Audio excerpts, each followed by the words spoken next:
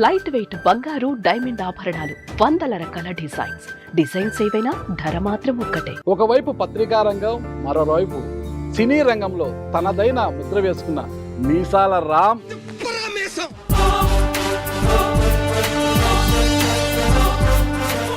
Good morning.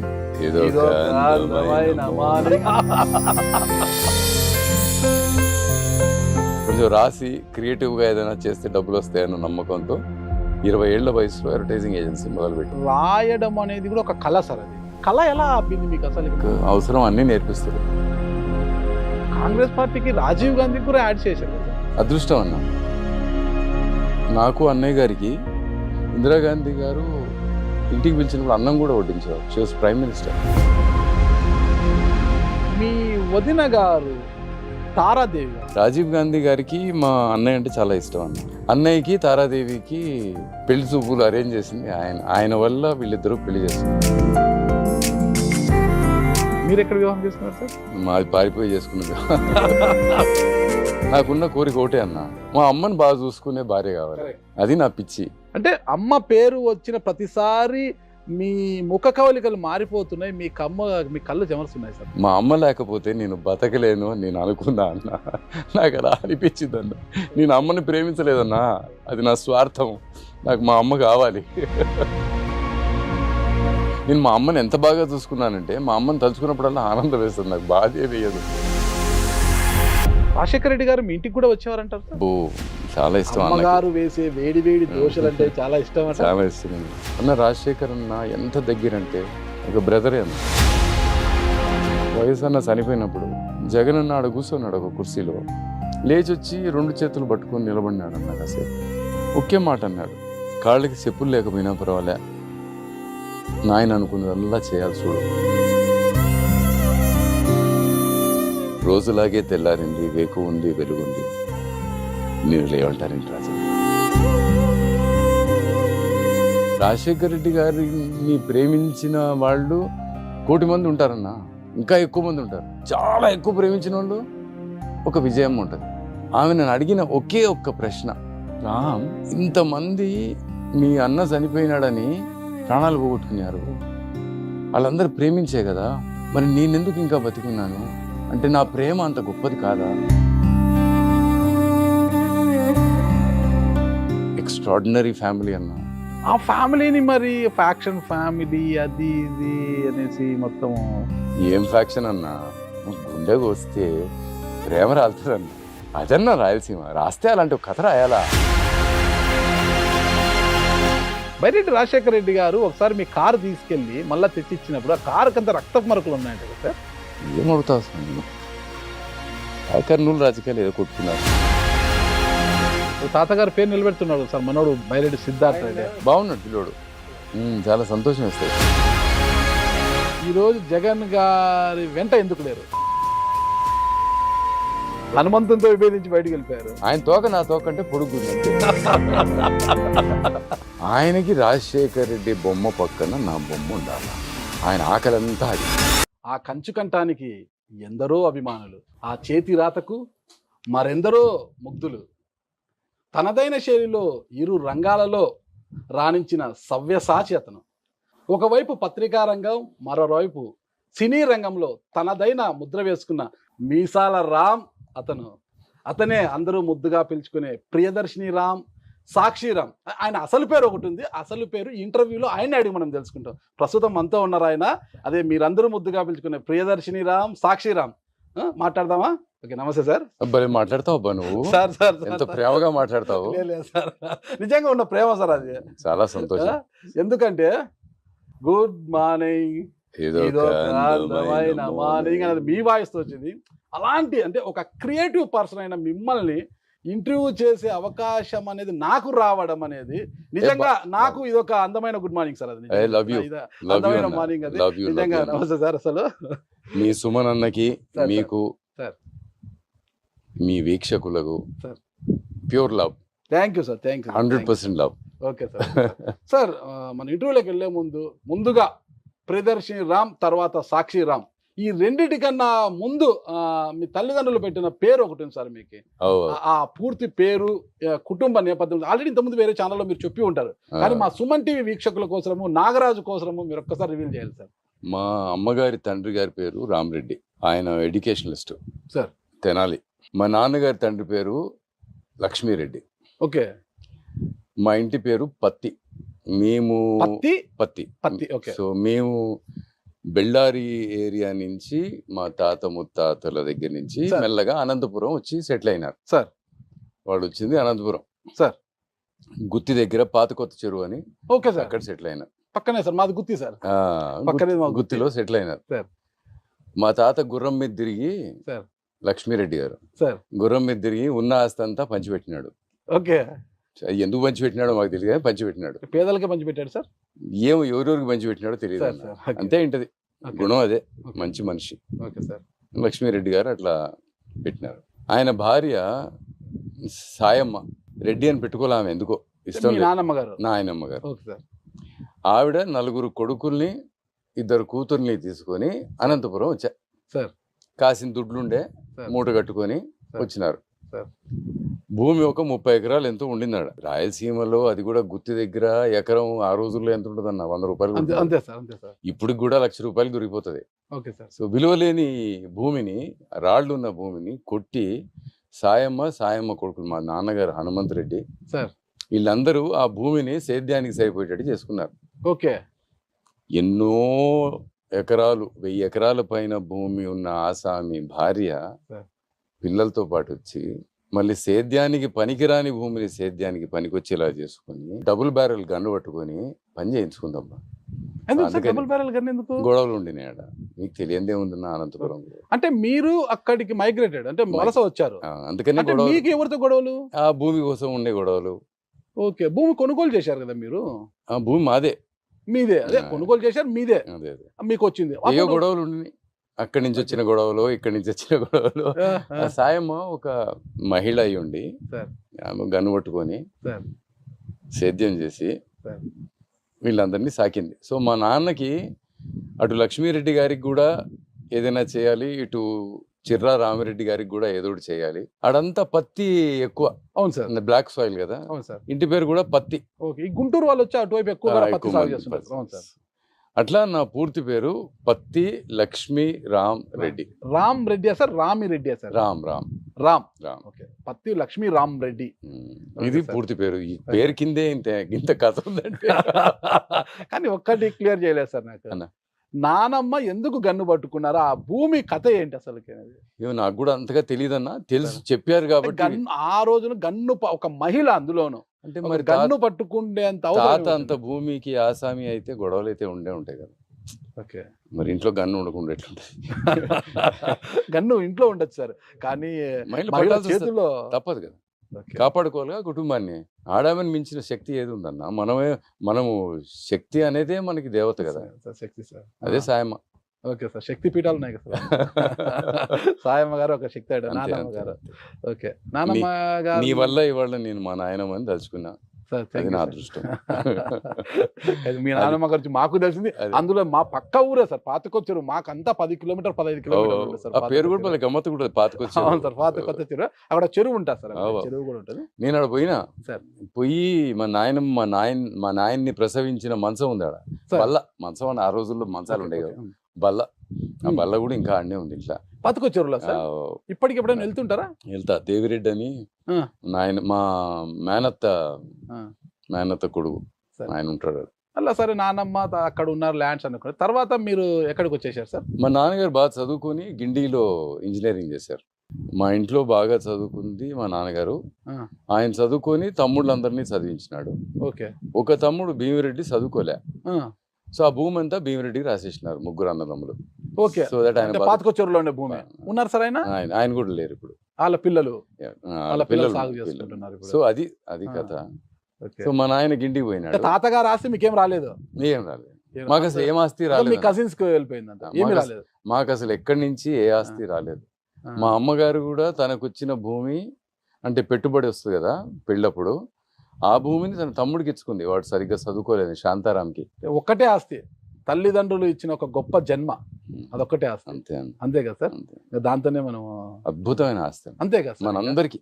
ఈరోజు ఇన్ని పేర్లతో సాక్షి రాముగా, ప్రియదర్శిని రాముగా మీరు పిలువబడుతూ ఇంతగా పేరు ప్రఖ్యాతులు వచ్చినాయంటే వారు ఇచ్చిన ఒక జన్మనే కదా సార్? మనకి అందరికీ అంతకు మించిన అన్న, ఆస్తి మీకు కూడా అన్న, అంతే. మనందరికీ. నాకైనా సార్ అంతే సార్.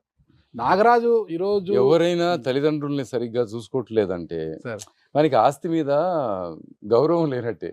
సార్ సార్ తల్లిదండ్రులు బాగా చూసుకుంటే ఆస్తి అదే వచ్చేస్తుంది అన్న. ఖచ్చితంగా తల్లిదండ్రులు ఆస్తి కదా సార్? అది ఏదో ఓల్డ్ ఏజ్ హోమ్ లో పెట్టేస్తారు, సార్. తప్పన్నా. సార్. అది కూడా తల్లి అన్న. సార్. కడుపులో నుంచి పుట్టేది మనిషి అయితే సార్. ఎద నుంచి పుట్టేది సంస్కారం అన్న. తల్లి ఇచ్చేది మనకి రెండు, సార్. ఒకటి జన్మ, తన పాలతో మనకి ఇచ్చేది సంస్కారం. చాలా పెద్ద పెద్ద మాటలు మాట్లాడదు, కొంచెం చిన్న మాటలు మాట్లాడుకుందామా? లేదు సార్, చాలా అవసరమైన మాటలు ఎవరు చెప్తున్నారు. ఎవరు సమాజానికి తెలియాల్సిన మాటలే మాట్లాడుతున్నారు. ఎవరు చూడరబ్బా, ఎవరు వినరు ఇవన్నీ. సార్, అవసరం సార్, వింటారా వినరే కాదు సార్, మనము చెప్పే మాటలు 4 మంచి మాటలు చెప్తారు. ఇవాళ ఏం వింటారు వినడం- చెప్తా చూడు. సార్. కొట్టినా తిట్టినా తాలి బుట్టు కట్టినా నువ్వు నాకు నచ్చినవురు. యాలి భార్యని సార్. కొట్టినా తిట్టినా పర్వాలేదు, పాపే పాడుతుంది. సార్ సార్ ఆ పాట సెల్ ఫోన్ లో పెట్టుకొని తిరుగుతాండే ఒక 10 ఏళ్ల క్రితం. ప్రపంచానికి సరిపోయిన విషయమే చెప్పాలన్నా. ఈ పెద్ద విషయాలు చెప్తే వాళ్ళు వినరు, చూడరు, సార్. వాళ్ళకి ఎక్కదు. ఎక్కుతాదా లేదనేది కాదు సార్, మనము చెప్పే 4 మంచి మాటలు చెప్తే తర్వాత అది వాళ్ళ ఇష్టం సార్, ఎక్కించుకుంటారా లేదనేది. స్కూల్కి వెళ్ళిన తర్వాత టీచర్ పాఠాలు చెప్తాడు సార్, వాడికి ఎక్కిందా లేదనేది కాదు సార్. పాఠాలు చెప్పడము ఆ టీచర్ యొక్క విధి, ఎక్కడ ఎక్కించడం ఇది వాడు అల్లరి అదే చేసుకుంటే. అన్న, ఇక్కడ చిన్న వ్యత్యాసం ఉంది. సార్. విధిగా ఏది చెప్పినా కరెక్ట్ కాదన్న. సార్. విధిలో బాధ్యత కూడా ఉండాలి. సార్. బాధ్యత ఏంటి అంటే మనం చెప్తుంది ఎదుటివాడికి అర్థం కావాలి, అది తన జీవితానికి పనికి రావాలి. సార్. అది మనం పెద్ద పెద్ద మాటలు మాట్లాడితే ఇవి కొంచెం పైనుంచి పోయిన బౌన్సర్లు ఎక్కువ ఉన్నాయి అని అనుకుంటారు. అందుకని maybe we should tell them simpler things. Interview start అయినప్పటి నుంచి ఇప్పటి వరకు కూడా మీ మోములో చిరునవ్వు చెరగడం లేదు సార్, కానీ ఒక్కసారి మాట కొంత భావోద్వేగం కనిపించింది నాకు.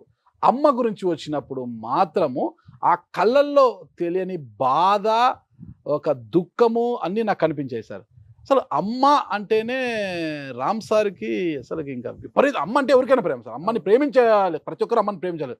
కానీ అందులో రామ్ సారు మొదటి వరుసలో ఉంటారు అంటారు. అదే ఎందుకంటే ఆ కళ్ళు చెమరుస్తున్నాయి అనమాట మీరు, అది నాకు ఇప్పటికీ తెలుస్తుంది మీ కళ్ళు చూసి. ఏంటి సార్ అసలు అమ్మ అంటే మీకు? మా నాయన 42 ఏళ్ల వయసులో ఇక్కడ IDPL లో డిప్యూటీ జనరల్ మేనేజర్గా ఉండి చనిపోయినాడు అన్న సార్. ఆయన కమ్యూనిస్టు సార్. ఆయన కమ్యూనిస్టు. రాత్రిపూట భోజనం చేసినాక జనరల్ మేనేజర్ గారు, ఆ కాలనీ చాలా పెద్ద కాలనీ అన్న, సార్. చాలా పెద్ద సంస్థ ఆ రోజుల్లో, సార్. 72, 71. మా తండ్రి గారు అట్లా నడుచుకుంటూ భార్యతో పాటు మా అమ్మగారితో పాటు అందరినీ పలకరించి వచ్చేవాళ్ళు. సార్. అక్కడ ఆయనకి ఒక రాయి మీద హనుమంతుడి బొమ్మ కనపడే. సార్. అది వానకి ఎండకి అట్లా పడి ఉంటే ఆయనకి ఎందుకో మనసు చెలించిందండి. సార్. కమ్యూనిస్ట్కి చెల్లించరాదు, అదే కమ్యూనిస్ట్కి అసలు దేవుడు అంటే నమ్మకం ఉండదు. నమ్మకం ఉండదు. మరి ఆ. ఏందో మరి ఆయనకి ఎందుకో ఆ పరిస్థితి చూసి దేవుంది ఏదో అనిపించి గుడి కట్టించినాడు అన్న. ఓకే.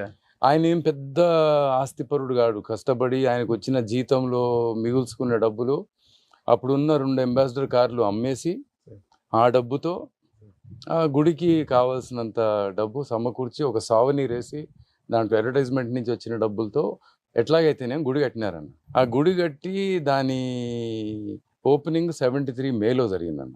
నవంబర్లో ఆయన చనిపోయినాడు. 42 ఏళ్ళు ఆయనకి. 42 years.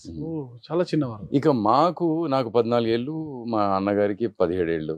సార్. ఇక మాకు దేవుడి మీద ఎలాంటి విశ్వాసము, గుడి మీద ఎలాంటి నమ్మకం ఉంటుంది? ఏమీ ఉండదు సార్. ఇక మాకు మిగిలింది అమ్మ ఒకతే. సో నమ్మకమైన, ప్రేమైన, కూతురైన, స్నేహితురాలైన, సార్. తల్లైన అమ్మే. ఆమె భర్తని ఎంతగా ప్రేమించేదంటే నాన్నగారు చనిపోయిన తర్వాత చాలా కాలం మంచం మీదే ఉండిపోయింది. సో నేను మా అమ్మగారిని నేను మనోవేదన భరించలేక నేను మా అమ్మగారిని పెంచుకున్నాను నా కూతుర్లాగా. తల్లులు పిల్లల్ని పెంచుకున్నాను. కొడుకు తల్లిని పెంచాడు. ఇక్కడ నేను పని చేసుకొని వచ్చి అప్పుడు మోటార్ సైకిల్ ఉండేది. చాలా కష్టంలో ఉన్నాం. అంటే జనరల్ మేనేజర్గా పనిచేసిన ఆయన సడన్లీ చనిపోతే ఏముంటుందన్న? ఏముండదు. సైకిల్ మీద కాలేజ్కి పోయేది, స్కూల్కి పోయేది. సంస్థ నుంచి మీకు ఏం రాలేదు సార్ అసలు? అమ్మగారికి ఉద్యోగం లాంటిదో ఇచ్చారు. ఆ సంస్థ took care of my mother. Okay. But that was not enough. ఓ, అంతే కదా, అంతే కదా, సరిపోయినంత కుటుంబానికి ఉండదు. అది కాదు కదా. ఒక పెద్ద దిక్కును కోల్పోయిన ఆ. తర్వాత అవన్నీ మనకి ఏమి ఇచ్చినా అప్పుడు ఆ రోజుల్లో ఆయనకి 3,000 చిల్లర జీతం ఉంటే అమ్మగారికి 600 జీతం ఉంటే మరి సడన్లీ వ్యత్యాసం చాలా చాలా గొప్పగా తేడా కదా. చాలా గొప్పగా ఉండేది. ఆ. సో మోటార్ సైకిల్ కొనుక్కుంది నేను మా అమ్మని తీసుకెళ్ళి ఐస్ క్రీమ్ తినిపించడానికి వస్తాను. సైకిల్ మీద తీసుకెళ్ళాను కాబట్టి. సో అమ్మ నాకు కూతురైతే అమ్మ నాకు ఆకలిని నేర్పించింది అన్న. ఎలా సార్? అంటే మా నాన్నగారు చనిపోయిన తర్వాత మా నాన్నగారి అస్థికలను కృష్ణా నదిలో వేసి మళ్ళీ ఐడిపిఎల్ కాలనీ బాలానగర్ దగ్గర పోవాలా. ఉమ్. అక్కడ పోతుంటే ఇక వచ్చినాము, సిటీ దరిదాపుల్లో వచ్చినాము, కారులో వస్తున్నాము. మా అమ్మని అప్పటికే నేను 2-3 సార్లు అమ్మ నాకు ఆకలేస్తుంది, అమ్మ నాకు ఆకలేస్తుంది అని చెప్పింది. 14 ఏళ్ళ పిల్లోని, అంతే తెలుసు నాకు ఆకలి తెలుసు. చెప్పితే సరిగ్గా ఇంటికి వచ్చిన తర్వాత కారు తలుపు తీస్తున్నప్పుడు కూడా మళ్ళీ ఇంకోసారి అడిగినా మా అమ్మని, అమ్మ ఆకలిగా ఉంది అని. ఆమె ఒక నిమిషం ఆగిందన్న. ఆమె అప్పటికప్పుడు ఒక విధవరాలు, ఆమె బాధలో ఆమె ఉంది. ఈ పిల్లోడు ఇప్పటికి 2 సార్లు అడిగినాడు నాకు ఆకలేస్తుంది అని. ఆమె ఆగి నాకు చెప్పిందన్న, ఇంట్లో అన్నం ఉందని తెలిసి కూడా నువ్వు ఆకలి ఆకలి అంటున్నావు. ఎంతోమంది ఇళ్లలో అన్నం ఉండదు, వాళ్ళ ఆకలి అంటే తల్లి ఏం చేయాలి, ఆ బిడ్డ ఏం చేయాలి అని చెప్పి. ఆ రోజు నుంచి అర్థమైందన్న ఆకలి ఎంత అద్భుతమైన విషయం అని. ఆకలిని ఆకలితో నింపు, అన్నంతో నింపద్దు అని మా అమ్మ ఆ రోజు నాకు చెప్పిందన్న. అదే ఆకలి వల్ల ఒక మోటార్ సైకిల్ కొని మా అమ్మకి ఐస్ క్రీమ్ తినిపించిన. ఆ తర్వాత అమ్మగారికి అంత ఇష్టం అసలు ఐస్ క్రీమ్ అంటే? చాలా ఇష్టం. మా నాన్న తినిపించేవాడు. ఏ ఫ్లేవర్ ఎక్కువ తినేవారు? వెనీలా. ఆ రోజుల్లో వెనీలా. ఓకే, నాన్నగారు లేకపోయినా ఐస్ క్రీమ్ లేని లోటు మీరు ఆ తర్వాత కారు కొని అమ్మని, కారు కొంటే ముందు అమ్మని తిప్పాలి దాంట్లో అట్లా. అందుకని ఇద్దరు మీ తల్లిదండ్రులు ఇద్దరేనా సార్? బ్రదర్ మీరు ఇద్దరే? అన్న పేరు సార్? సిద్ధార్థ్ రెడ్డి. సిద్ధార్థ్ రెడ్డి. ఓకే, పత్తి సిద్ధార్థ్ రెడ్డి. మేము ఏం చేసినామంటే నాన్నగారు చనిపోయిన తర్వాత కొంచెం ఏదో బంధువులతో ఏదో ఇబ్బంది వచ్చి పత్తి వంశానికి చేరకూడదు ఉండకూడదు అని అనుకుని అమ్మ పేరు పెట్టుకున్నాం. మా అమ్మ పేరు ప్రియదర్శిని. ఓకే ఓకే, అమ్మగారి పేరుతోనే యాడ్ ఏజెన్సీ కూడా పెట్టారు కదా సార్. అప్పట్లో యాడ్ చేయాలంటే ముంబైకి వెళ్ళాల్సి వచ్చేది. అందరూ కూడా ఎవరు రాజకీయ పార్టీలైనా సినిమా వాళ్ళని ఎవరైనా ముంబైకి వెళ్ళాలన్నమాట. ముంబైకి వెళ్ళాల్సిన అవసరం లేదన్నట్టుగా అసలు ప్రియదర్శిని యాడ్స్ పెట్టారు. సక్సెస్ కూడా సాధించారు. చాలా చాలా సక్సెస్ఫుల్, చాలా పెద్ద పెద్ద యాడ్స్. అప్పట్లో కాంగ్రెస్ పార్టీకి రాజీవ్ గాంధీకి కూడా యాడ్స్ చేసిన, అమేథీ కూడా చేసిన, క్యాంపెయిన్ చేసిన. అదృష్టం అన్న. ఎలా ఆ రంగంలోకి ఎలా వెళ్ళారు సార్ అసలు మీరు? మా అన్నయ్యని రాజీవ్ గాంధీ గారు ఎక్కడో కనపడితే ఆయన్ని తీసుకెళ్లారు ముందు. హి was an engineer, very powerful Leo. somehow Rajiv liked what Siddharth was doing.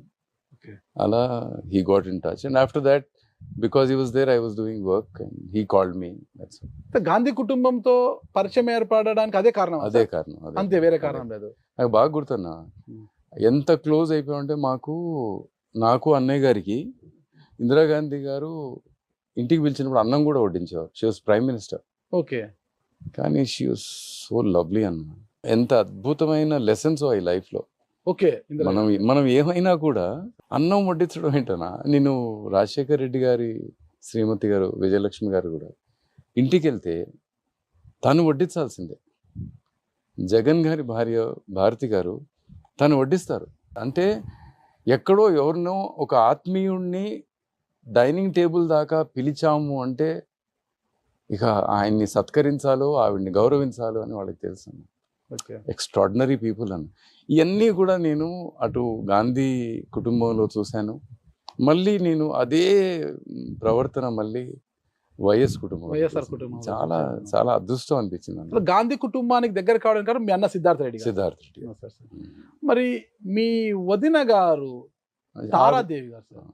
Rajiv Gandhi గారికి మా అన్నయ్య అంటే చాలా ఇష్టం అన్న. సార్ తారాదేవి గారు చిక్మగళూరు ఎంపీగా చేశారు, ఫార్మర్ మినిస్టర్ కూడా, కేంద్ర మంత్రిగా కూడా పనిచేశారు.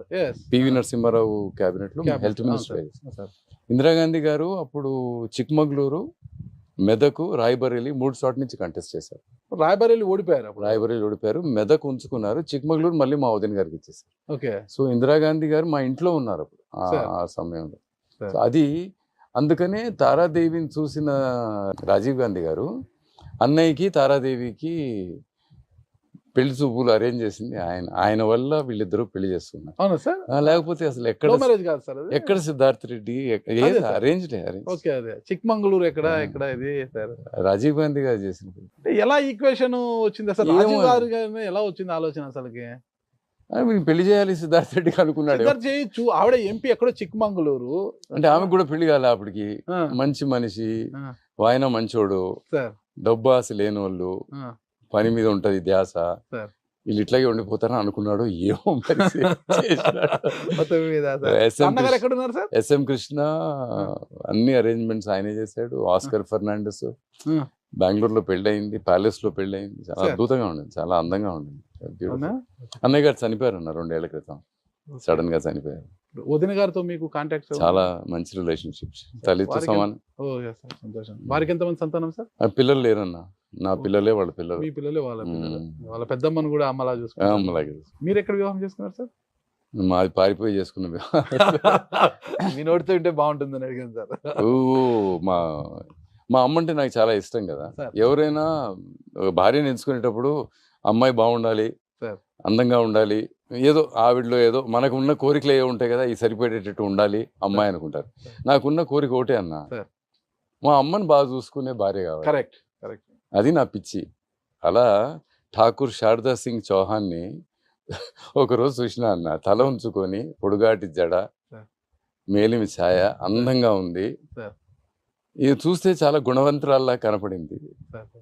పోయి ప్రపోజ్ హోమ్ సైన్స్ కాలేజ్ దగ్గర అది ప్రపోజ్ చేసిన అన్న. వెంటనే ఏం ఆలోచించలే, సార్. మా అమ్మని బాగా చూసుకుంటావా అని అడిగా, ఇంకేం అడగలే. నన్ను చేసుకుంటాను కూడా అడగలే.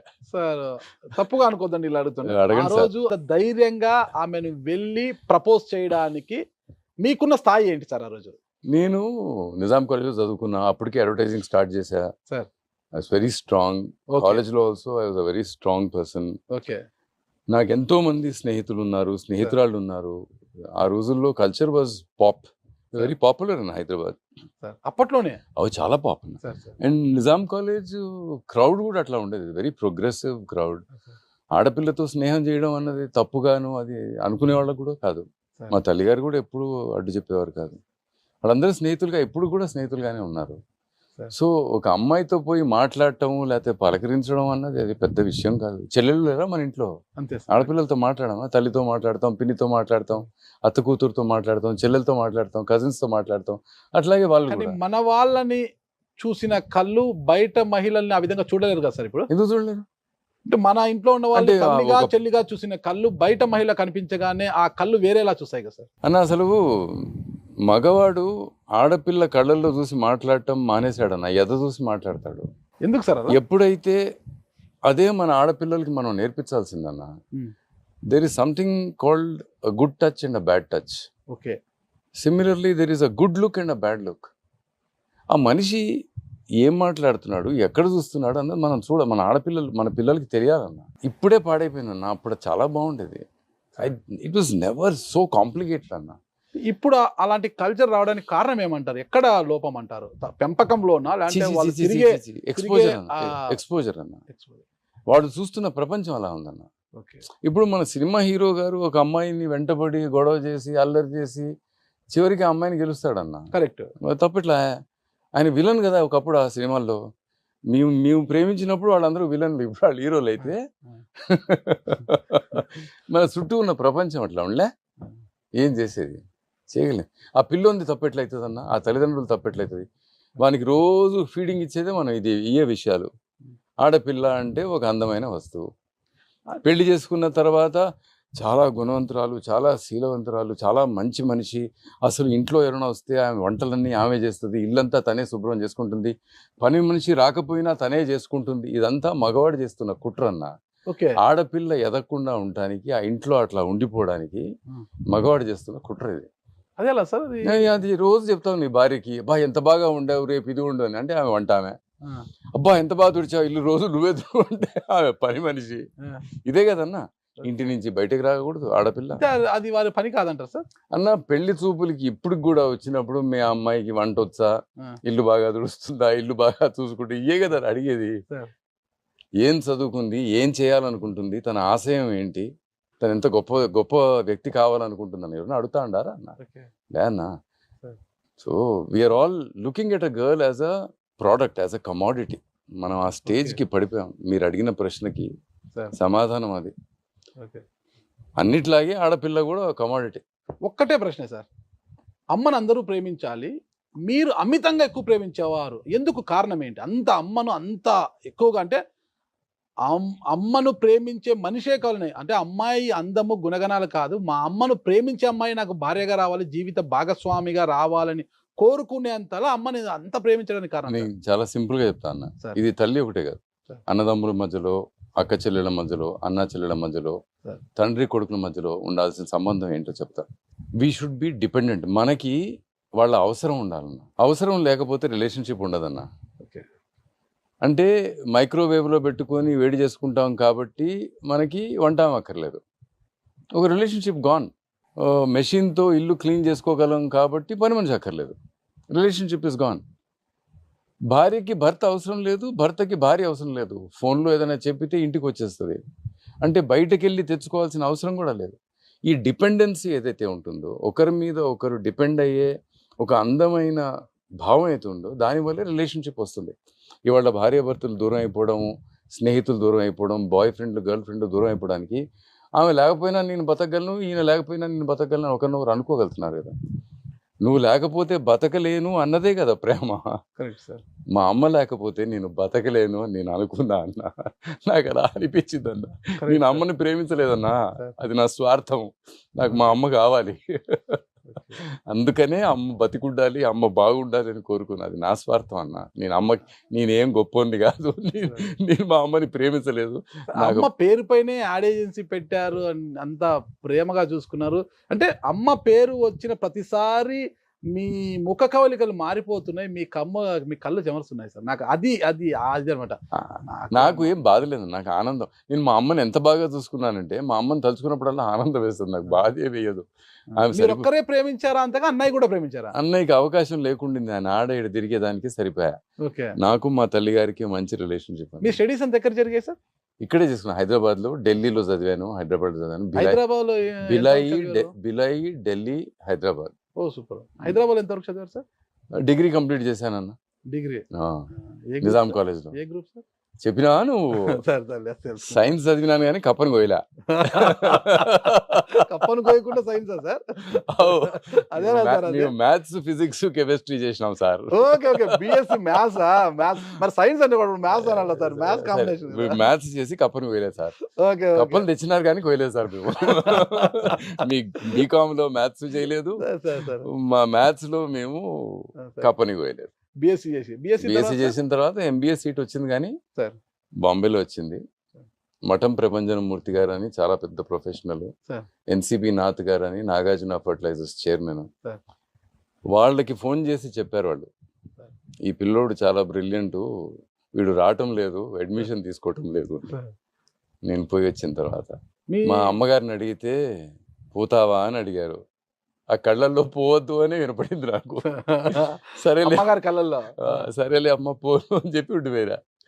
డబ్బులు లేవు కాబట్టి ఏం చేస్తే బాగుంటుందంటే, అడ్వర్టైజింగ్ లో దిగితే ఖర్చు ఉండదు, కొంచెం రాసి క్రియేటివ్ గా ఏదైనా చేస్తే డబ్బులు వస్తాయన్న నమ్మకంతో 20 ఏళ్ల వయసులో అడ్వర్టైజింగ్ ఏజెన్సీ మొదలుపెట్టారు. ఓకే, రాయడం అనేది కూడా ఒక కళ సార్. అది ఆ కళ ఎలా అబ్బింది మీకు అసలు? మీ ఇంట్లో ఎవరైనా ఉన్నారా?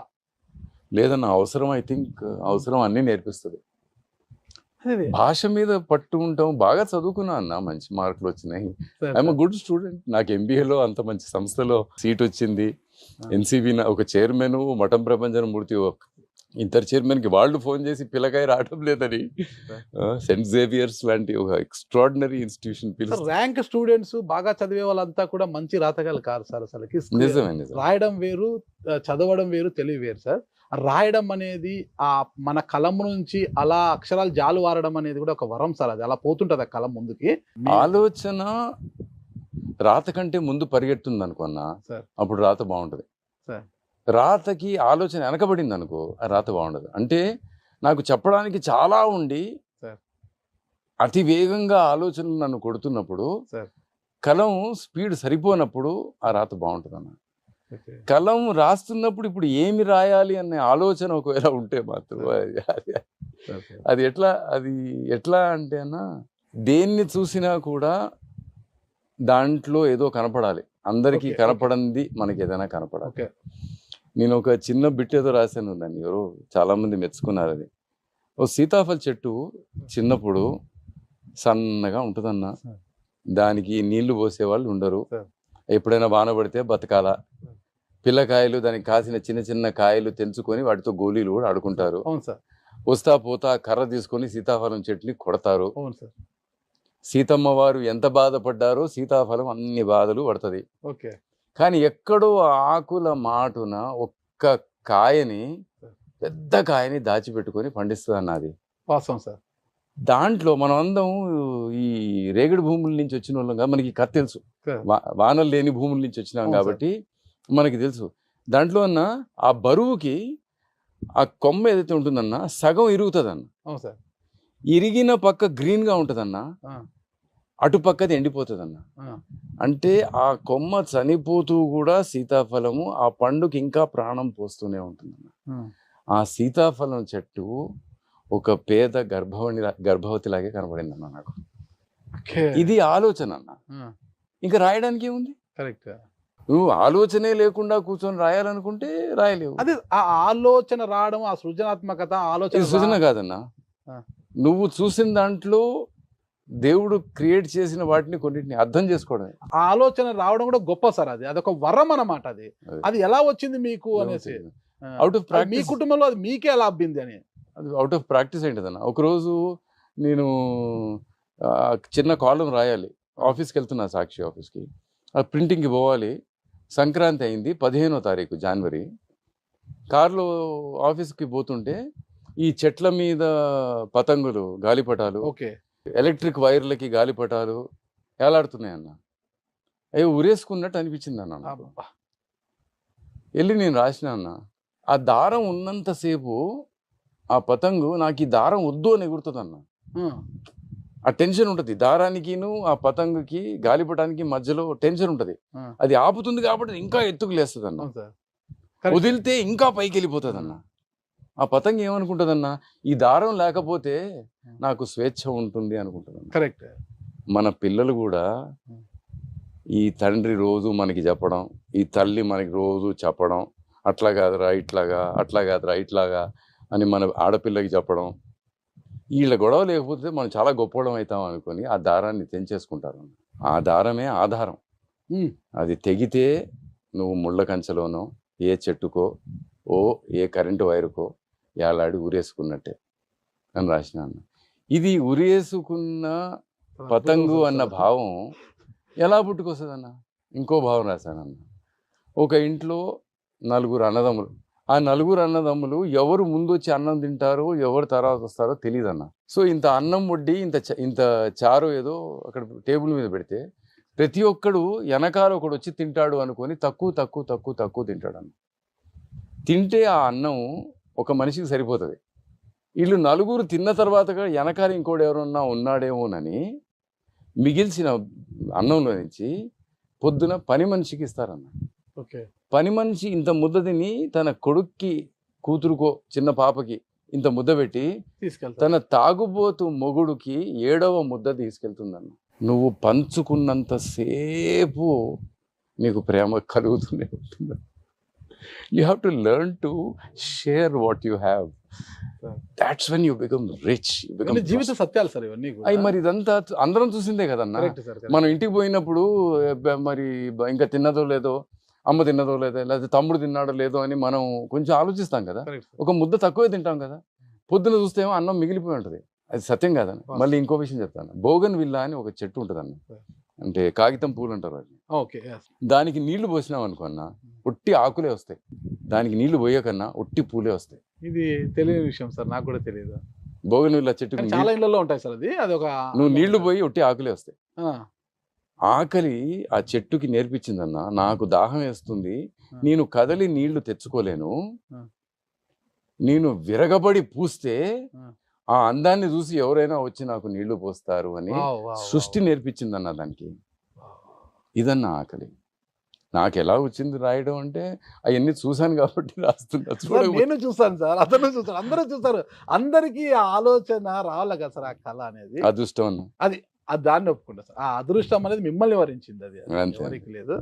అది కూడా ఎప్పుడు నేను రాసినా కూడా ఫస్ట్ నేను మా అమ్మకి మా నాన్నకి లేకపోతే దేవుడికి ఒకసారి థ్యాంక్ యూ చెప్పేస్తాను. ఎందుకంటే ఆ ఆలోచన నాది కాదు, నేను ఒక టూల్ మాత్రమే. అది ఆలోచన ఎక్కడి నుంచో వచ్చి నా ద్వారా ఇంకొకరికి చేరుతుంది.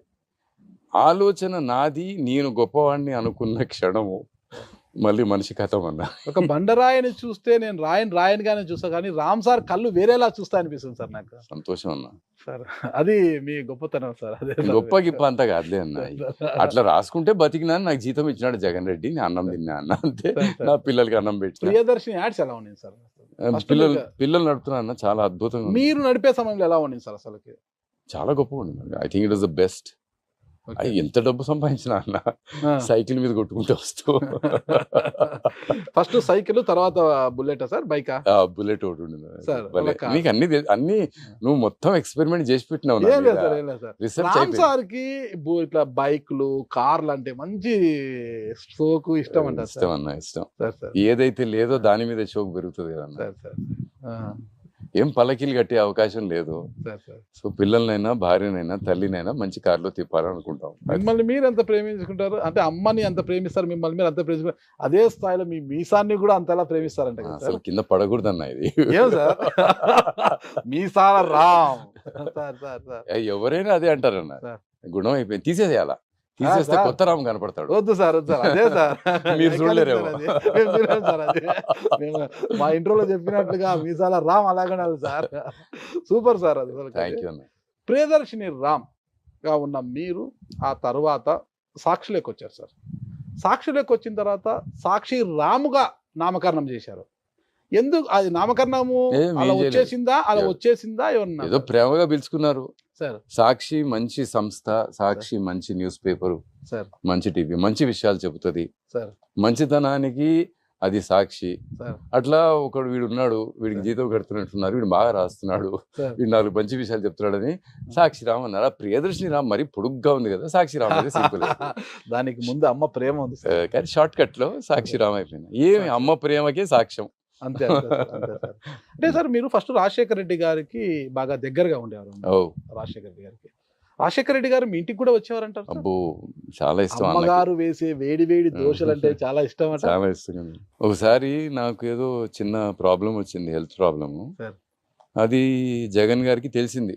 నేను ఒక మధ్యలో ఒక 1 year జగన్ గారి దగ్గర లేను సాక్షిలో. అప్పుడు భారతి గారు, జగన్ గారు ఇద్దరు ఇంటికి వచ్చారు. ఇంటికి వచ్చి, అంటే యూజువలీ చాలా బిజీగా ఉంటారు జగన్ గారు, ఒక ½ day మాతో ఉన్నారన్న. నా ఆరోగ్యం గురించి ఏదో కొంచెంసేపు మాట్లాడుకున్నాము. మిగతా అంతా ఆ ఇంట్లో రాజశేఖర్ రెడ్డి గారు ఏం చేసేవాళ్ళని మా అమ్మ చెప్పేది. వాళ్ళు విని ఎంత ఆనందపడేవాళ్ళు అంటే వాళ్ళకి వాళ్ళ నాన్న మీద ఉన్న స్పృహ, భారతి గారికి తన మామగారి మీద ఉన్న గౌరవం, ఇట్స్ అన్బిలీవబుల్, సో బ్యూటిఫుల్ అన్న. ఇట్స్ చాలా అదృష్టం. రాజశేఖర రెడ్డి గారు కూడా అదృష్టం చేసుకున్నారు. అలాంటి కొడుకు, అలాంటి కోడలు, బంగారం లాంటి కూతురు. గాంధీ కుటుంబముతో మీకు పరిచయమైన సందర్భాన్ని మీరు చెప్పారు సార్, కుటుంబానికి.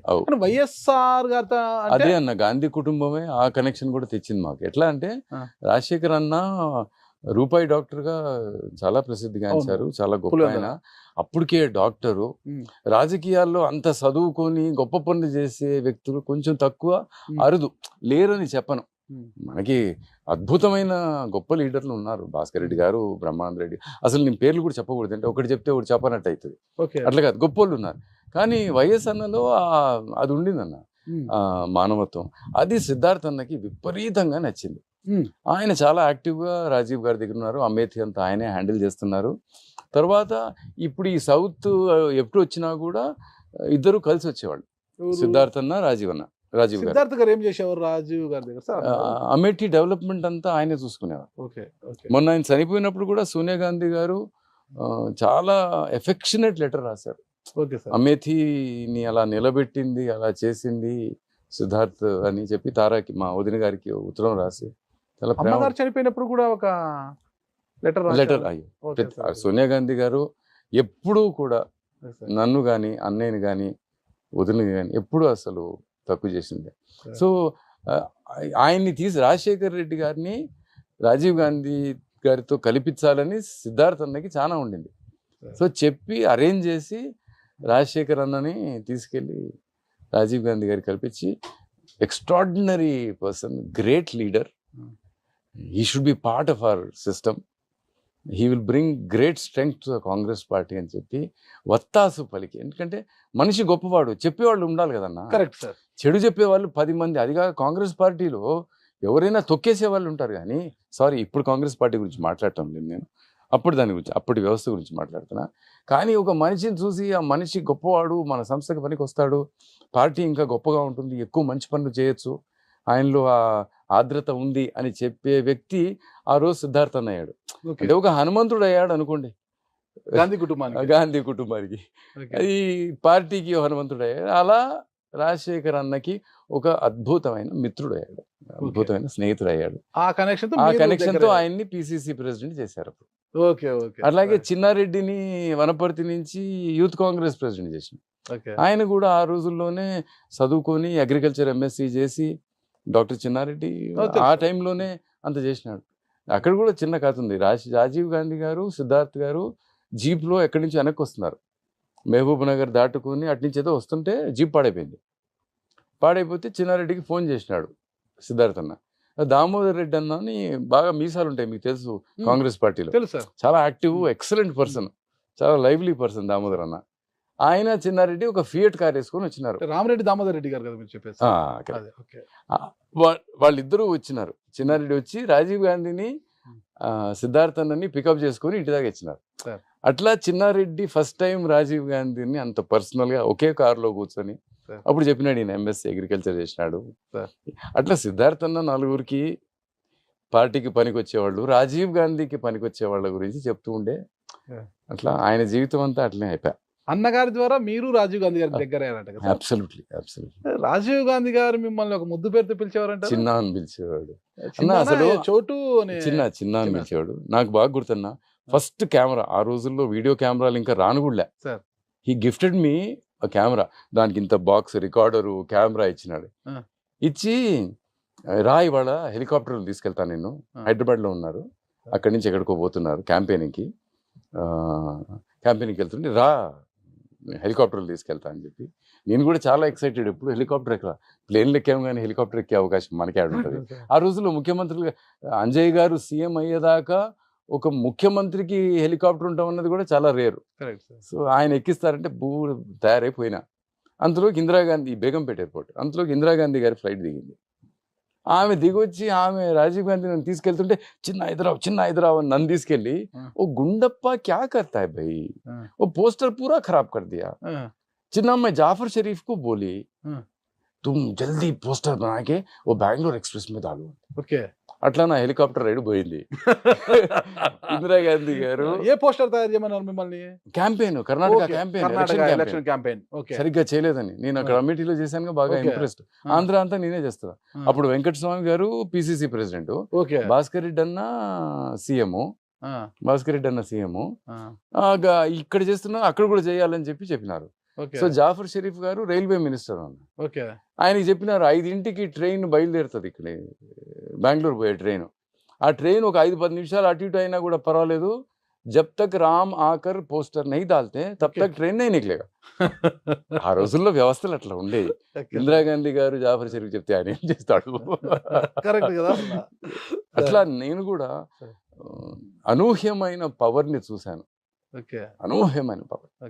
కానీ ఎప్పుడు కూడా పవర్ మట్టి నన్ను అంటుకోలేదన్న, నా అదృష్టం. ఎంత ఈజీగా చెడిపోయాను. రాజీవ్ గాంధీ పవర్ ని చూశారు అన్న విషయం ఒక జర్నలిస్ట్ గా నాకు కూడా తెలుసు సార్. ఎందుకన్నా, లాస్ట్ మీటింగ్ వైజాగ్ నుంచి బయలుదేరుతున్నారు, నేదురుమల్లి గారు ముఖ్యమంత్రి గారు ఉన్నారు. రాజీవ్ గాంధీ గారు నేదురుమల్లికి ఫోన్ చేసి చిన్నాకో భేజో అని చెప్పారు. వైజాగ్ నుంచో ఎక్కడి నుంచో చెన్నైకి పోతుందన్న ఫ్లైట్. ఆ ఫ్లైట్లో రామ్ని పంపించండి అని చెప్పి రాజీవ్ గాంధీ గారు రిక్వెస్ట్ చేశారు. నేను ఫ్లైట్ ఎక్కా.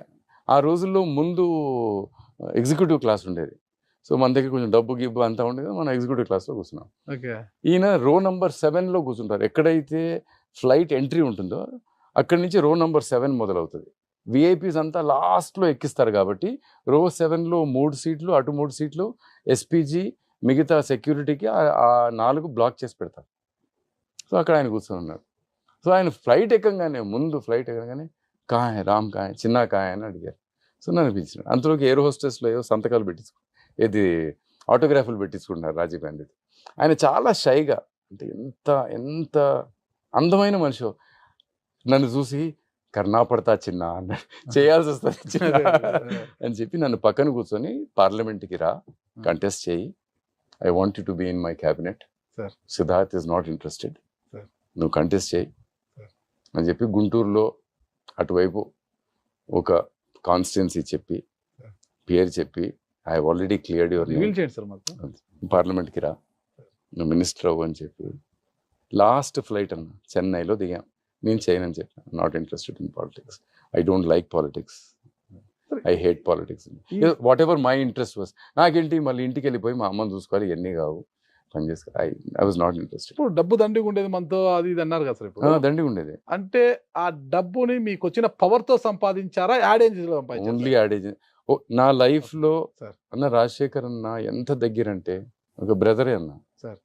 లేకపోతే ఆ రోజు నేను వయసు అన్న చనిపోయినప్పుడు పాప షర్మిలమ్మ ఒక్కతే ధైర్యంగా నిలబడున్నా, మిగతా వాళ్ళందరూ ఏడుస్తూ ఉంటారు. నేను కిందకి దిగి వస్తుంటే జగన్ అన్న ఆడ కూర్చున్నాడు ఒక కుర్చీలో.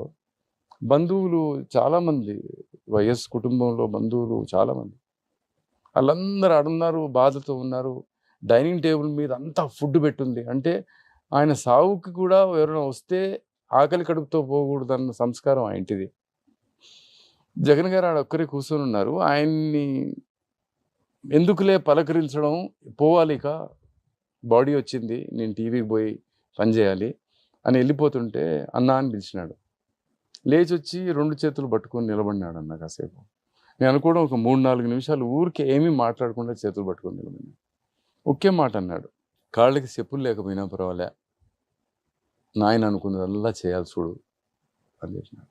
అప్పుడు ఆఫీస్కి పోతే అప్పటికే నా స్నేహితులు, నా కలీగ్స్ ఎవరైతే నాతో పాటు రాస్తారో వాళ్ళందరూ ఈ అంధకారంలో నన్ను ఎందుకు వదిలేసావు, నన్ను ఎందుకు ఇట్లా వెళ్ళిపోయావు, నువ్వు వెళ్ళిపోతే మేము ఎలా బతకాలి అన్న మ్యాటరే రాశారు.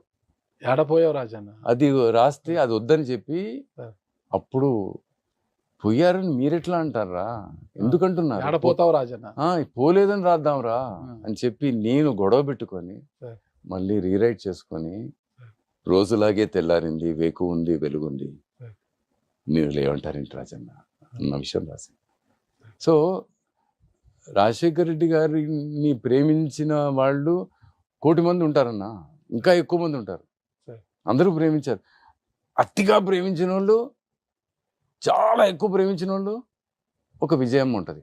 ఆమె నన్ను అడిగిన ఒకే ఒక్క ప్రశ్న, రామ్ ఇంతమంది మీ అన్న చనిపోయినాడని ప్రాణాలు పోగొట్టుకున్నారు, వాళ్ళందరూ ప్రేమించే కదా, మరి నేనెందుకు ఇంకా బతికున్నాను, అంటే నా ప్రేమ అంత గొప్పది కాదా, నేను ఇంకా ఎందుకు బతికున్నా, ఆ మాట అన్నారు సార్. ఆ మాట నన్నే అడిగారు. నేను ఇంకా బతికున్నానంటే నా ప్రేమ అంత గొప్పది కాదా, నేను ఎందుకు చనిపోలేదు అని చెప్పి ఏడ్చింది. ఎక్స్ట్రాడినరీ ఫ్యామిలీ అన్న, నా అదృష్టం అన్న, ఆ కుటుంబంలో ఉన్న ప్రతి సభ్యురాలు ఒక పుస్తకం అన్న. ఆ ఫ్యామిలీని మరి ఫ్యాక్షన్ ఫ్యామిలీ అది ఇది అనేసి మొత్తం అన్న, రోజు ఒకడు కత్తి తీసుకొని దూసుకుంటూ వచ్చి నిన్ను కొట్టబోతా ఉంటే నువ్వు చెయ్యని అడ్డం పెట్టాలా, కాలేని అడ్డం పెట్టాలా, లేకపోతే ఒక కొడవలైనా అడ్డం పెట్టాలా, నిన్ను కొడుతుంటే నువ్వు కొట్టాలా. అది వాళ్ళు కొట్టారో లేదో మనకు తెలియదు, కానీ ప్రపంచం అయితే అట్లా మాట్లాడారు. రాజారెడ్డి అన్న చనిపోయిన రోజు నాకు విషయం తెలుసు అన్న. అప్పుడు నానుడి అందరికీ తెలిసిన విషయం, కానీ ఆ రోజుల్లో మీడియా అంత పవర్ఫుల్గా లేదు కాబట్టి మైసూరారెడ్డి అన్న హోమ్ మినిస్టరు, ఓకే కరెక్ట్ కదా, రాజశేఖర్ అన్న తండ్రి గారిని చంపేసినారు. చంపినోళ్ళు వచ్చి హోమ్ మినిస్టర్ గారింట్లో దాక్కున్నారని చెప్పినారు. So protected by the same system అని చెప్పినారు. అది ఎంత సత్యమో అసత్యమో అని నాకు వద్దన్నా. ఆ రోజు వినబడిన మాట, తెలిసిన మాట, నానుడిలో ఉన్న మాట, ఇప్పుడు దాకా అనుకుంటున్న మాట అదే. అలా జరిగినా కూడా రాజశేఖర్ అన్న ఫోన్ మీద హైదరాబాద్లో ఉన్నాడు. అబ్బా చనిపోయినప్పుడు హైదరాబాద్లో ఉన్నాడు. ఫోన్లు చేసి వద్దు గొడవలొద్దు అని చెప్పి ఆపినాడు అన్న. ఏం ఫ్యాక్షన్ అన్న, ఆయన గుణంలో మీకు ప్రేమ తప్ప ఏమీ కనపడదన్నా. ఏమి ఫ్యాక్షన్? ఆ మట్టికి పూసిన వాసన. ఈ సినిమాలు చేస్తారు కదన్నా మీరు, తీయండ్రా బండ్లు, తీయండ్రా కొడవళ్ళు, తీయండ్రా కత్తులు. ఎంత అన్యాయం అన్నా. యాడన్నా నువ్వు రాయలసీమలో యాడికైనా పోవన్నా ఇంత అన్నం పెడతారు, ఎంత ప్రేమగా మాట్లాడతారు. ఎవ్వరు అసలు అది రాయలసీమ ప్రజల గుణం సార్. అది మరి అలా నువ్వు ఫ్యాక్షన్ నేను అనడం లేదు సార్. ఇప్పుడున్న ప్రతిపక్షాలు కావచ్చు, రాజారెడ్డి గారి నుంచి ఇప్పుడు జగన్మోహన్ రెడ్డి వరకు కూడా అదే అంటారు కదా సార్. అన్న ప్రతిపక్షాలు వాళ్ళు గెలవాలంటే ఏదో ఒకటి చెప్పాలి కదన్నా. అంటే ఏ ఇష్యూ జరిగినా పులివెందల రౌడీలు వచ్చారు, పులివెందల గుండాలు వచ్చారు అంటుంటారు కదా సార్. ఆ రక్త మరకలను ఇప్పటికీ ఆ కుటుంబానికి అంటిస్తూనే ఉన్నారు కదా సార్. యాడంటుకుంటే అన్న, ఇంత సేవ చేసి ఇంత ప్రేమించే గుణము, అన్ని కార్యక్రమాలు చేసిన రాజశేఖర్ అన్న, ఆయన బతికింది ముఖ్యమంత్రిగా 5 ఏళ్ల 2-3 నెలలు. ఆయన చేసినంత పని ఎవ్వరు చేయలే. స్ట్రైట్ ప్రశ్న సార్. ఆ ఫ్యామిలీని ఇంత ప్రేమిస్తున్నారు, జగన్మోహన్ రెడ్డి గారి గురించి మీరు ఇంతలా చెబుతున్నారు, ఆయనని ఇప్పటికీ ప్రేమిస్తారు మనస్ఫూర్తిగా, మీరు డౌటే లేదు. అలాంటి రామ్ సార్ ఈ రోజు జగన్ గారి వెంట ఎందుకు లేరు? వెంటనే ఉన్నా. ఎందుకు ఉన్నారు సార్? ఎవరన్నా అన్నది నేను వెంటలేదని మీరు డిసైడ్ చేస్తారా? వాళ్ళ ఫ్యాక్షన్ వాళ్ళని మీరు డిసైడ్ చేస్తారు. నేను అనలేదు సార్, ప్రతిపక్షాలు విమర్శిస్తున్నాను, నేను అనడం లేదు. నాకు తెలుసు, నేను రాయలసీమ వాడిగా నాకు తెలుసు. తండ్రిని చంపిన వారిని క్షమించి వదిలేసిన పెద్ద గుణము రాజశేఖర రెడ్డి గారిది. తాతను చంపిన వారు కళ్ళెదురుగు తిరుగుతున్నా కూడా చూసినట్టు వదిలేసిన మరో పెద్ద గుణము జగన్మోహన్ రెడ్డి గారిదని నేను నమ్ముతాను. దాని గురించి ఇంకో మాట చెప్తా క్లోజ్ చేసే ముందు. మైసూరారెడ్డి అన్నగారిని ఒక రోజు ఎయిర్పోర్ట్ లో రాజశేఖర్ అన్న చూసినాడు. ఆయన ఢిల్లీ పోతా ఉన్నాడు. ఢిల్లీ పోతా ఉంటే అటు దూరంగా కనపడినాడు. రాజశేఖర్ అన్న మైసూర్ అన్న ఇద్దరు కలిసి రాయలసీమ యాత్ర చేసినారు. మీకు గుర్తు? చాలా మంచి యాత్ర అది. ఐ థింక్ పాదయాత్రలో మొదటిసారి చేసిన పాదయాత్ర అదే మన 2 రాష్ట్రాల్లో చేసి రాయలసీమ బాగుపడాలని కోరుకున్నది వాళ్ళిద్దరు. ఇద్దరు సహయోగులుగా నడిచినారు అప్పుడు. సో ఇప్పుడు కనపడినాడు ఎయిర్పోర్ట్ లో. ఇప్పుడు సారు సీఎం, కాంగ్రెస్ సీఎం, ఆయన టీడీపీలో ఉండి బయట ఉన్నాడు. ఆయన అది దూరం చూసి మైసూరా ఇటు రా ఆయన మళ్ళా చూడు పిలిచి, మైసూరారెడ్డి గారు ఒకసారి ఇటు వస్తారా? అట్లే ఉండదు. ఓ మైసూరా అయితే ఇట్రాపా అని. ఏం రాజశేఖర్ మనం యాత్ర చేసినప్పుడు అనుకునే అన్ని చేసినావా అని అడిగినాడు. మా నాన్నని చంపిన వాళ్ళు నువ్వు దాచిపెట్టినావా అని అడగలే. మనం ప్రజలకి చేస్తాం అనుకునేవన్నీ చేసినావా అని అడిగితే ఆయన తరచుకొని మనం అన్నదానికంటే ఎక్కువ చేసిన వాళ్ళు, అబ్బా ఎందుకు ఇప్పుడు నాకు సిగ్గు అవుతా ఉంది అన్నట్టుగా ఉన్నాడు ఆయన. ఆయన అది చేస్తే తనయుడు జగన్మోహన్ రెడ్డి గారు మైసూరారెడ్డి గారిని కొన్ని సంవత్సరాలు పక్కన పెట్టుకున్నారు సార్, పార్టీలో పక్కనే పెట్టుకున్నారు. సరే అది అయిపోయింది అన్న. పోయి మళ్ళా పోతుంటే కొంచెం దూరం పోయినాక మళ్ళా మైసూరా మళ్ళా పిలిచినాడు. ఏదో జ్ఞాపకం వచ్చింది రాజశేఖర్ అన్నకి. పిలిచి పిల్లలు ఏం చేస్తా ఉండారు అని అడిగినాడు. మరి పిల్లలు పూర్తిగా సెటిల్ అయినారో లేదో ఏందో ఆయన తల ఉంచుకున్నాడు. అంటే నా కాడికి పంపించి నేను చూసుకుంటా. ఏం ఫ్యాక్షన్ అన్నా, గుండెకు వస్తే ప్రేమ రాలుతుందన్నా. ఇది రాయలసీమ, అదన్నా రాయలసీమ రాస్తే అలాంటి కథ రాయాలా? 2014లో వైఎస్ఆర్ కాంగ్రెస్ పార్టీ ఎన్నికల క్యాంపెయినింగ్ కి యాడ్స్ చేసిందంతా మీరే సార్. మరి 2019 ఎందుకు చేయలేదంటే ఏం చేస్తారు సార్? 2019 ముందు ఎవరికి ఇచ్చినారన్నా సార్? మళ్ళీ బాగాలేదని జగన్ రెడ్డి పిలిచి క్లాస్ బీకి పొద్దున్నే ఏం చేయి ఇదేంది అదేందని చెప్పి మీరు ఉండగా ముందుగా వేరే వాళ్ళకి ఇవ్వాల్సిన అవసరం ఏమొచ్చింది అన్న? వాళ్ళని తెచ్చుకున్నారు కదన్నా పీకే గారిని. ఓకే, ఓవరాల్ క్యాంపెయిన్ ఎవరు వచ్చినా పీకే అయినా పెయిడ్ క్యాంపెయినింగ్, వాళ్ళు కూడా డబ్బులు ఇచ్చిన పని చేస్తారు. కానీ యాడ్ పబ్లిసిటీ జగన్మోహన్ రెడ్డి గారికి ఇష్టలైన మీరు ఉండాలి. ఇష్టలంతా పక్కన పెట్టన్నా. 2014లో తప్పకుండా గెలవాల్సింది ఆగిపోయి 1.5% ఓటు 5 లక్షల చిల్లర ఓట్లతో వెనకబడిపోయి 60 సీట్లతో బయటపడిన జగన్ రెడ్డి ఒక ఆలోచన ఉంటుంది. మనం ఏదైనా మంచి చేయాలంటే ఫస్ట్ ఆఫ్ ఆల్ మనం ముఖ్యమంత్రి కావాలి. అది ఫస్ట్. దానికి పీకే గారు స్ట్రాటజీ అంతా చెబుతారు, ఎలా చేయాలి అని నమ్ముతారు. నన్ను ఎట్లా నమ్మినాడన్న సాక్షిలో ఫీచర్స్ నాకు ఇచ్చినాడు, ఆ టీవీలో కొన్ని కార్యక్రమాలు నాకు ఇచ్చినాడు, నమ్మినాడు అంతే. నువ్వు చేయి, నువ్వు ఏం చేస్తావో నువ్వు చేయి. అట్లాగే పీకే గారిని నమ్మారు. పీకే గారిని నమ్మినప్పుడు పీకే గారు డిసైడ్ చేయాలి ఎలాంటి క్యాంపెయిన్ ఉండాలి, ఎలా చేయాలి, అంతా వారి నిర్ణయం తీసుకోవాలి. అయినా పేపర్లో టీవీలో మనం కావాల్సినంత ఉదరగొడుతున్నాం కదా, మనం ఎక్కడ వదిలేము, మనం ఆ పని చేస్తూనే ఉంటాం. I'm not justifying or rationalizing the fact that I did not pick up the campaign at the beginning, అంటే but I did my bit. And when the campaign was not going in the direction that Jagan sir wanted, he definitely called me in the morning, and we did something. Actually, everything we did from then onwards. Anta nene chesanu. అంతా మీరే చేశారు sir. ఏం చేశారు అనేది మాట్లాడదాం మనము. రాజశేఖర్ రెడ్డి గారితో ఉన్న పరిచయంతో జగన్మోహన్ రెడ్డి గారు పరిచయం అయ్యారు సార్ మీరు. అంతేగా. అంటే సాక్షిలోకి రాజశేఖర్ రెడ్డి గారి పిలుపుతో వచ్చారా, అంతే. జగన్మోహన్ రెడ్డి గారితో ఉన్న పరిచయం?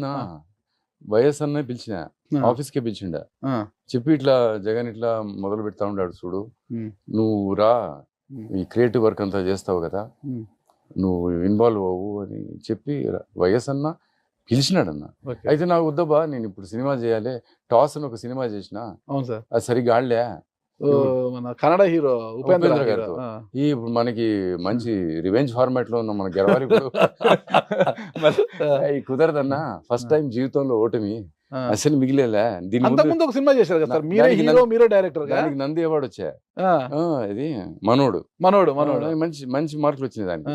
ఇదేదో కొంచెం కమర్షియల్ చేస్తే అటు ఇటు పోయింది, ప్రొడ్యూసర్లు ఒకటి అడిగినారు, నేను ఒకటి అడిగిన, ఏదో అర్థం కాలే. మళ్ళా గెలవాలా, తప్పు లేదని చెప్తే రాజశేఖర రెడ్డి నెత్తి కొట్టుకుని చెప్పి, ఏమప్పా సినిమా చేస్తావు, ఎజెండా అంతా వాళ్ళు సెట్ చేస్తూ ఉన్నారు, వాళ్ళు పొద్దున్నే రాస్తారు, ఇక్కడ ప్రాబ్లం చేసినాడు, అక్కడ ప్రాబ్లం చేసినా, అంటే అసెంబ్లీకి పోయి నేను సమాధానం చెప్పుకోవాలా, ముఖ్యమంత్రిని నేను. మనకు ఒక point of view, Congress party ఏమనుకుంటుంది, సోనియా గాంధీ గారు ఏం ఆలోచిస్తున్నారు, ఈ దేశానికి రాష్ట్రానికి ఏం చేయాలనుకుంటారు మనం చెప్పాలి కదా. నువ్వు ఈ టైంలో నువ్వు ఇప్పుడు రాను సినిమా చేసుకుంటాను అంటే, తర్వాత చేసుకుంది అబ్బా సినిమా, నీకు ఏదైనా కావాలంటే నేను చేసి పెడతాను అయిపో అని అన్న, నేను చేయనని చెప్పి వెళ్ళిపోయాను.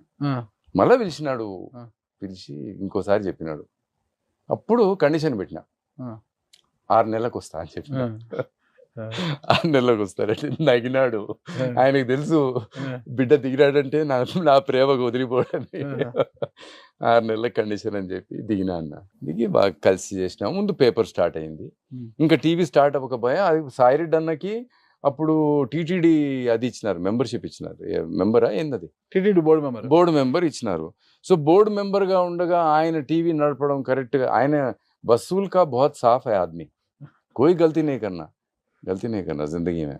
तो वसूल की पाबंदी के साथ बोले, హిందీలో మాట్లాడుతున్నాను సరే. ఆ ఆలోచనతో తను ఏమన్నా అంటే, ఈ టీవీ కూడా స్టార్ట్ అయ్యేదాకా రామన్ననే ఉండమని చెప్పి, 6 నెలలు అయిపోయినాయి కాబట్టి ఇంకొక 6 నెలలు వేసి, ఎలక్షన్లు వస్తున్నాయి నువ్వు చూడు టీవీ స్టార్ట్ చేయండి, టీవీ కూడా స్టార్ట్ అయింది. అట్లా 2 స్టార్ట్ చేయడానికి కారణం, అక్కడ ఒక అవసరం వచ్చింది, ఒక క్రియేటివ్ పర్సన్ చేస్తే బాగుంటుంది. అప్పుడు సజ్జల రామకృష్ణారెడ్డి గారు పూర్తిగా యాక్టివ్గా ఉన్నారు. Is done a great job with Sakshi. నేను ఫ్యామిలీ అని ఆ పేపర్కి ఫీచర్స్ దానికి పెడితే, పతాంజలి గారు లవో దివ్వమన్నారు. ఏంది రామ్, మనం తెలుగు పేపర్ నువ్వు ఫ్యామిలీ అంటావు, అనుబంధ ఎడిషన్కి ఏమో ఆదివారం దానికి ఫండే అని పెట్టినావు, అవన్నీ నడవని జగన్ రెడ్డి దగ్గర సజ్జల రామకృష్ణారెడ్డిను పతాంజలి గారు ఏదో కాసేపు క్లాస్ పీకినారు. ఆయన ఏమిల్లా, ఏమన్నాడు, ఇదే వర్కౌట్ అవుతుంది అన్నాడు, చేసేపో అన్నాడు. అంత ఫ్రీడమ్ ఎందుకు ఇచ్చాడు అంటే, అన్న there is a very popular saying with Jagan గారు believes completely, with power comes responsibility. పవర్తో పాటు బాధ్యత కూడా వస్తుందన్న. అండ్ ఏ వ్యక్తి అయితే ఆ పవర్ని బాధ్యతగా వాడుకుంటాడో వాడు కరెక్ట్ అని ఆయన బిలీవ్ చేస్తాడు. లక్కీలీ నాకు ఆ ఆలోచన ఉండింది. నేను ఎప్పుడు కూడా అనుకునేవాడిని అన్న, నాకంటే నేను కూర్చున్న కుర్చీ పెద్దది కాకూడదు. ఓకే, నేను కూర్చోవడం వల్ల కుర్చీకి అలంకారం రావాలి, కరెక్ట్, కుర్చీ వల్ల నాకు అలంకారం ఉండకూడదు. Sir, so I should be larger. That is the reason why Sakshi happened in my life. Accident అన్న, ప్యూర్ యాక్సిడెంట్, అంతే, అంత డెస్టినీ. సాక్షి ఫ్యూచర్స్ ఇన్ఛార్జ్ గా మీరు ఉన్నప్పుడు ఉదయం లేస్తే సాక్షి ఫ్యూచర్స్ పేజీని మెయిన్ పేజీ కవర్ పేజీగా వేసి అలా ఆ స్టాల్స్ దగ్గర ఇలా వేసి ఉంటే దంతెలకి ఆ ఫ్యూచర్స్ పేజీ చూసి పేపర్ కొనేవాళ్ళు సార్ అప్పట్లో. అంతలా అసలు మెప్పించారు అసలుకి. దీనికంటే కూడా అది జగన్ గారి ఆలోచనే అన్న. జగన్ గారు ఆ టైంలో అనుకుంది ఏంటంటే, అందరూ ప్రతి న్యూస్ పేపరు రాజకీయం రాస్తుంది, వార్తే రాజకీయం, మనం కూడా రాజకీయం రాస్తే అది రాజకీయమే అవుతుంది, పార్టీ రాజకీయమే అవుతుంది. కాబట్టి మనకు గుర్రం కావాలి, ఆ గుర్రం మీద మన ఒపీనియన్ ముందుకెళ్తే బాగుంటుంది. కాబట్టి ఫీచర్స్ అన్నది ఆ గుర్రం అవుతుంది. అది మన పాయింట్ ఆఫ్ వ్యూని ఈ సమాజం కోసం మనం చేయాలనుకుంటున్నది, కాంగ్రెస్ పార్టీ చేయాలనుకుంటున్నది ముందుకు తీసుకెళ్లాలంటే ఈ గుర్రం అవసరం అనుకొని ఆ ఫీచర్స్ అంత స్ట్రాంగ్ చేశారన్న. అది సంగతి. చాలా అద్భుతంగా వచ్చేది సార్ అప్పుడు. అంటే అదంతా అంత మేమంతా ఊరికే చేసిన వాళ్ళమన్నా, ఆలోచన అంతా జగన్ గారిది. సార్ ఆయన ఏ ప్రాజెక్ట్ అనుకోండి, anything that he does it meticulously. అన్న వాళ్ళ కుటుంబంలో ఒక గుణం ఉందన్న, ఇద్దరు తండ్రికి కొడుకు ఇద్దరికి ఉంది. వయసు అన్న మా ఇంటికి వస్తే అన్న పోతూ పోతూ సోఫా సరిగ్గా లేకపోతే కొంచెం స్ట్రైట్ చేసి, ఆ కర్టన్ సరిగ్గా లేకపోతే కొంచెం స్ట్రైట్ చేసి వెళ్ళేవారు. రాజశేఖర రెడ్డి గారు చనిపోయిన తర్వాత ఆ ఎమోషన్ని దాదాపు కొన్ని నెలలు మీరు డ్రైవ్ చేశారు సార్ అసలు పూర్తిగా. అసలుకి ఎలా సాధ్యమైంది సార్ అసలు? అదే రాజశేఖర రెడ్డి గారు బొమ్మ పెట్టేలా పూలు పడ్డము, ఇదంతా టీవీలో రావడము, మొత్తం ఒక సాక్షి పేపర్లో కూడా ఆయన ఫోటోలు అంటే రావడం. మేమే ఆయన్ని అట్లా ప్రేమించాం కాబట్టి అదేం పెద్ద, అంటే దానికి ఒక స్ట్రాటజీ ప్రయత్నం ఏమీ లేదండి. అంటే ఒక ఒక ఒక సబ్జెక్ట్ని అన్ని రోజుల పాటు డ్రైవ్ చేయాలంటే, ఆ ఎమోషన్ని క్యారీ చేయాలంటే మరి అంత పెద్ద పుస్తకం ఆయన జీవితం, ఎన్ని చేసినాడన్న. ఏడపోతావు రాజా అనేది దాదాపు 5-6 నెలల కొన్ని సంవత్సరాల పాటు అది వచ్చింది కదా సార్. లేదన్న, విజయమ్మ ఫోన్ చేసి 8వ రోజు 9వ రోజు ఆపిచ్చేసింది. సార్ ఈ ఇమోషన్ వల్ల ఎవరికైనా హార్ట్ అటాక్ వస్తుందేమో, ఎవరైనా ప్రాణం పోగొట్టుకుంటారు, ఇంకా ఆపేసి రామని చెప్పారు ఆవిడ. వాళ్ళ గుణం అన్నది అంత పవర్ఫుల్గా ఉన్నా కూడా దాన్ని ఆపేయండి అని చెప్పింది విజయమ్మ. అంటే ఏడపోతావు రాజన్న అన్నది మాత్రం మీ కలం నుంచి జాలువారి అక్షరాలే పక్క. నిజంగా అన్నారు, చాలా సంతోషం అది జరగడం. అన్నయ్య గారికి అలాంటి నివాళులు ఇచ్చుకోవడం ఈ జన్మలో. Sir it's done. ఎన్ని పూలు తెచ్చి చేయగలుగుతామన్న, అక్షరాలతో చేయగలిగింది చేయలేం. అక్షరం అద్భుతమైన నైవేద్యం. పేపర్ నుంచి సాక్షి టీవీకి సీఈఓగా వచ్చారు కదా సార్. సీఈఓగా వచ్చారు, మీ వాయిస్ ని వినిపించేలా మోసం వాయిస్. కంచుకంటాం సార్ అది. అది నాది కాదు కదా, అమ్మ నాయన ఇస్తే జీన్స్ లో వచ్చినాయి మనకి. సార్ సార్ మంది అనుకుంటే పాడైపోతాము. కూడా అది కంచుకంటాం సార్. అది నాకు అదే అర్థం కాలేదు సార్. యాడ్స్ చేశారు సార్. 2019లో పీకే టీం వచ్చింది కాబట్టి వేరే వాళ్ళకి ఇచ్చారు, సరిగ్గా మీకు ఇచ్చారు. కానీ 2019లో జగన్మోహన్ రెడ్డి గారు సీఎం అయిన వెంటనే రామ్ గారు చాలా ప్రాధాన్యత గల పోస్టులు అక్కడ ఉంటారు, జగన్ గారు వెంట అనుకున్నారు. కట్ చేస్తే రామ్ గారు సాక్షి నుంచి బయటకు వచ్చేసారు. తర్వాత జగన్ గారికి దూరంగా ఉన్నట్లు అనిపించేలా కనిపిస్తున్నారు ఈరోజు. అసలు ఏం జరిగింది, ఎందుకు, కారణం ఏంటి అన్న? నా చిన్న కొడుకు ఎంగేజ్మెంట్ సడన్ గా సెట్ అయిందన్న. ఆయన 10 రోజులు హంగర్ స్ట్రైక్ చేసి వెనక్కి వస్తున్నాడు. ఓకే, ఆపోజిషన్ లో ఉన్నారు. నేను భారతమ్మ గారికి, నా బంగారం షర్మిలమ్మకి, విజయమ్మకి, ముగ్గురికి చెప్పిన, ఇట్లా వివేక్ ఎంగేజ్మెంట్ సడన్ గా అమ్మ ఫలానా హోటలు ఈ టైము, జగన్ గారికి కూడా చెప్పండి అని చెప్తే, మేమేడ చెప్తాము, నువ్వే చెప్పు, ఇవాళ రాత్రే వస్తున్నాడు, వెనక్కి వస్తున్నాడు అని చెప్తే, సరే వాళ్ళందరూ అరేంజ్మెంట్ చేసి నన్ను ఇంట్లో నిలబెట్టినారు ఆయన వచ్చే టైంకి. ఏం రామన్నా, ఏం సంగతి అన్నా? వివేక్ ఏమో 2004 ఎలక్షన్, దాని తర్వాత ఎలక్షన్లో కూడా జగన్ గారి కోసం చాలా పనిచేశాడు. ఆయనకి ఇష్టం వివేక్, జగన్ అంటే చాలా చాలా హీరో. సో వివేక్ పెళ్ళా అన్నాడు. అవును, అయిపోయినా నీ బాధ్యతలన్నీ అని. లే అన్న, ఇంకా కాలే, ఇంకో బాధ్యత మిగిలి ఉందని. నీకు 2 కొడుకులే కదా, ఇంకో బాధ్యత అంటున్నావు అంటే, నువ్వు సీఎం కావాలి కదన్నా. దగ్గరికి ఈడ్చుకొని కౌగిలించుకొని వస్తా ఎన్నింటికి అన్నాడు. 11:30 అన్న. లోపలికి వెళ్ళిపోయినాడు అన్న. కృష్ణమోహన్ రెడ్డి, ఓఎస్డి, మన సుబ్బారెడ్డి అన్న, ఐ థింక్ సజ్జల్ గారు కూడా ఉన్నారు. వాళ్ళు పట్టుకొని ఎట్లా వస్తాడు రేపు పొద్దున, అనంతపురంలో మన ఎమ్మెల్యే గారి కూతురు పెళ్ళి ఉండే, పెద్ద పబ్లిక్ మీటింగు, వచ్చేద్దా తిక్కులోనివా నువ్వు, పోయి చెప్పుపో అని. ఆయన రాత్రి అనుకుంటున్నాడు 11:30. అప్పుడు పబ్లిక్ మీటింగ్ తర్వాత బెంగళూరుకి వచ్చి బెంగళూరు నుంచి హైదరాబాద్ వస్తాడు. అట్లా అనుకుంటున్నాడు, పోయి చెప్పుపో అని. వద్దులే అన్న, లీడరు ఆయన రాలేకపోతే పిల్లలే పోతారు ఆయన దగ్గర ఆశీర్వచనం కోసం, ఏంది ఆయనకి చెప్పేది అని చెప్పి నేను వెళ్ళిపోయినాను. 11:30కి నెక్స్ట్ డే మార్నింగ్ జగన్ గారు, భార్య, తల్లిగారు, షర్మిలమ్మ, 4 వచ్చినారన్న. అక్షంతలు అవి వేసిన తర్వాత నేను జగన్ గారి దగ్గర పోయి అడిగిన, ఏమప్పా అంత పెద్ద మీటింగు, అంత పెద్ద కార్యక్రమము, మన ఎమ్మెల్యే గారి కూతురు పెళ్ళి, వాళ్ళందరూ పార్టీ అంతా ఆడనే ఉందంట, ఎందుకు వదులుకొని వచ్చినావు అని చెప్తే, భుజం తట్టి యువర్ ఫ్యామిలీ అన్న. యాన్నో దూరం ఉన్నాడు రామరెడ్డి, జగన్ రెడ్డి, యాడనో పారేసినాడు, లేకపోతే ఈయన పారిపోయినాడు, ఇవన్నీ వేస్ట్ అన్నా.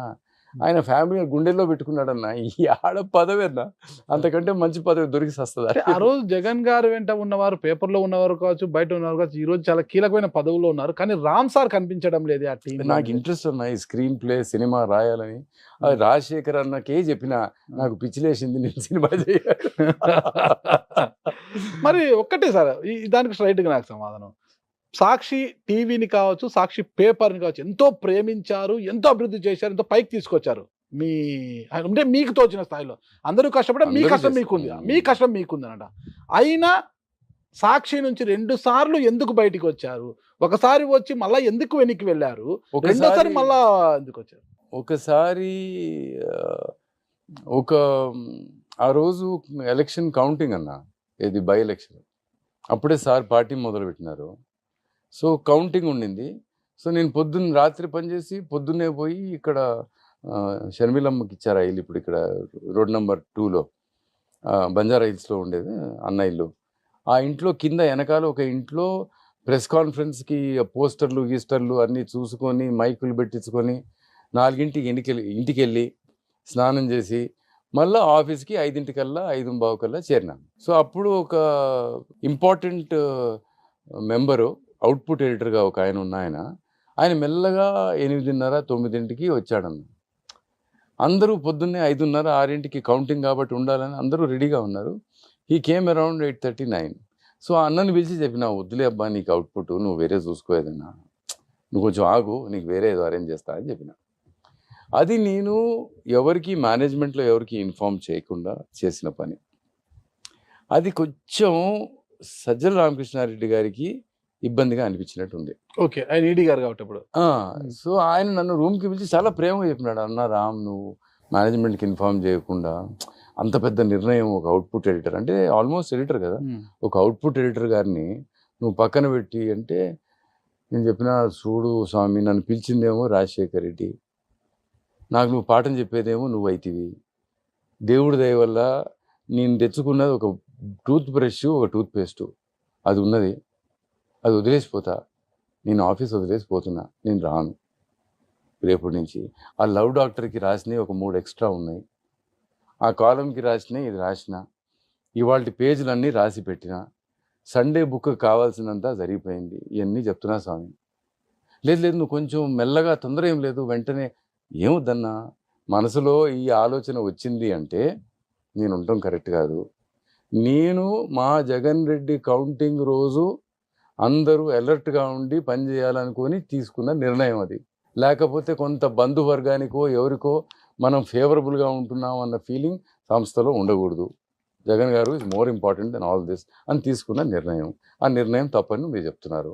ఓకే, మీరు చెప్తున్నారా ఎవరు చెప్తున్నారో నాకు తెలియదు. మీరు చెప్తే మీ మేనేజ్మెంట్ చెప్పినట్టే, నాకు సంబంధం లేదని బయలుదేరి వచ్చేసిన. Okay, next day morning Jagan గారు 4:30కి ఇంటికి పిలిచినారు. ఏమి తిక్కనా నీకు, అది నేను చేయనంటే చేయనని చెప్పి వచ్చేసిన. వాళ్ళు ఎప్పుడు ఎవరిని దూరం చేసుకోలేదన్న, ఇది మన తిక్క. మళ్ళీ రెండోసారి జగన్ గారు పిలిస్తేనే వెళ్ళారు సార్. భారతమ్మ చాలా ఫోర్స్, చాలా సాక్షి పేపర్లో కావచ్చు, సాక్షి టీవీలో కావచ్చు, మీరు ఒక పెద్ద పులిలా ఉండేవారు. అదే పేపర్లోనే ఉత్తాన పతనాలను కూడా చూశారు సాక్షి రామ్ గారు. ఏం తేడా పడలేదన్న, ఏ పని చెప్పినా కూడా చేయాలి కదా. నువ్వు ప్రేమించింది జగన్మోహన్ రెడ్డిని, రాజశేఖర రెడ్డిని, ఆ కసువుడం అంటే కసువు చూసుకోవాలి. ఏందా పెద్ద ఆలోచన ఏముంది, ఆయన ముఖ్యమంత్రి కావాలి, అంతేగా, అంతేగా, వేరే ఆలోచన ఉంటుందన్న. మీరు ఎలక్ట్రానిక్ మీడియాలో ఒక కొత్త పుత్తలు దొక్కించారు. మీరే సాక్షి టీవీలో బ్రేకింగ్ న్యూస్ పెద్ద పెద్ద అక్షరాలతో వేయడం అలవాటు చేసింది మీరే.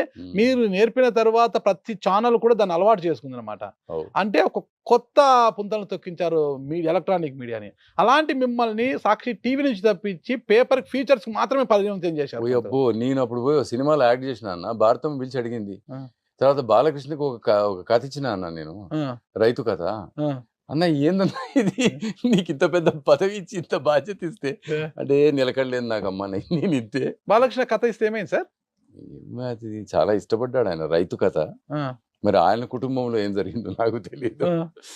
సో దానివల్ల ఇక మరి ఎట్లా అంటే, నేనైతే యాక్టింగ్ మానను, ఎవరైనా పిలిస్తే పోయి యాక్టింగ్ చేసి వస్తా అని చెప్పి, ఇట్లా అవుతుంది, నేను ఫీచర్స్ ఒకటే హ్యాండిల్ చేస్తా అని చెప్తే అది కూడా ఒప్పుకోలేదు. పిలిచినారు, జగన్ గారు పిలిచి ఏమబ్బా నువ్వు ఏం చేయదలుచుకున్నావు ఉండు. తర్వాత వైఈపీ రెడ్డి గారు ఆయన చెప్పినారు, అన్నా నువ్వు ఫీచర్స్ టీవీలో పేపర్లో రెండిట్లో మేనేజ్ చేయి. ఇట్లా వద్దన్నా మన అంత మూర్ఖులం అన్నా మనం. మరి అంతలా వాళ్ళు చెప్పిన మీ అంతకు మీరే బయటకు వచ్చారు అనుకుంటాం సార్.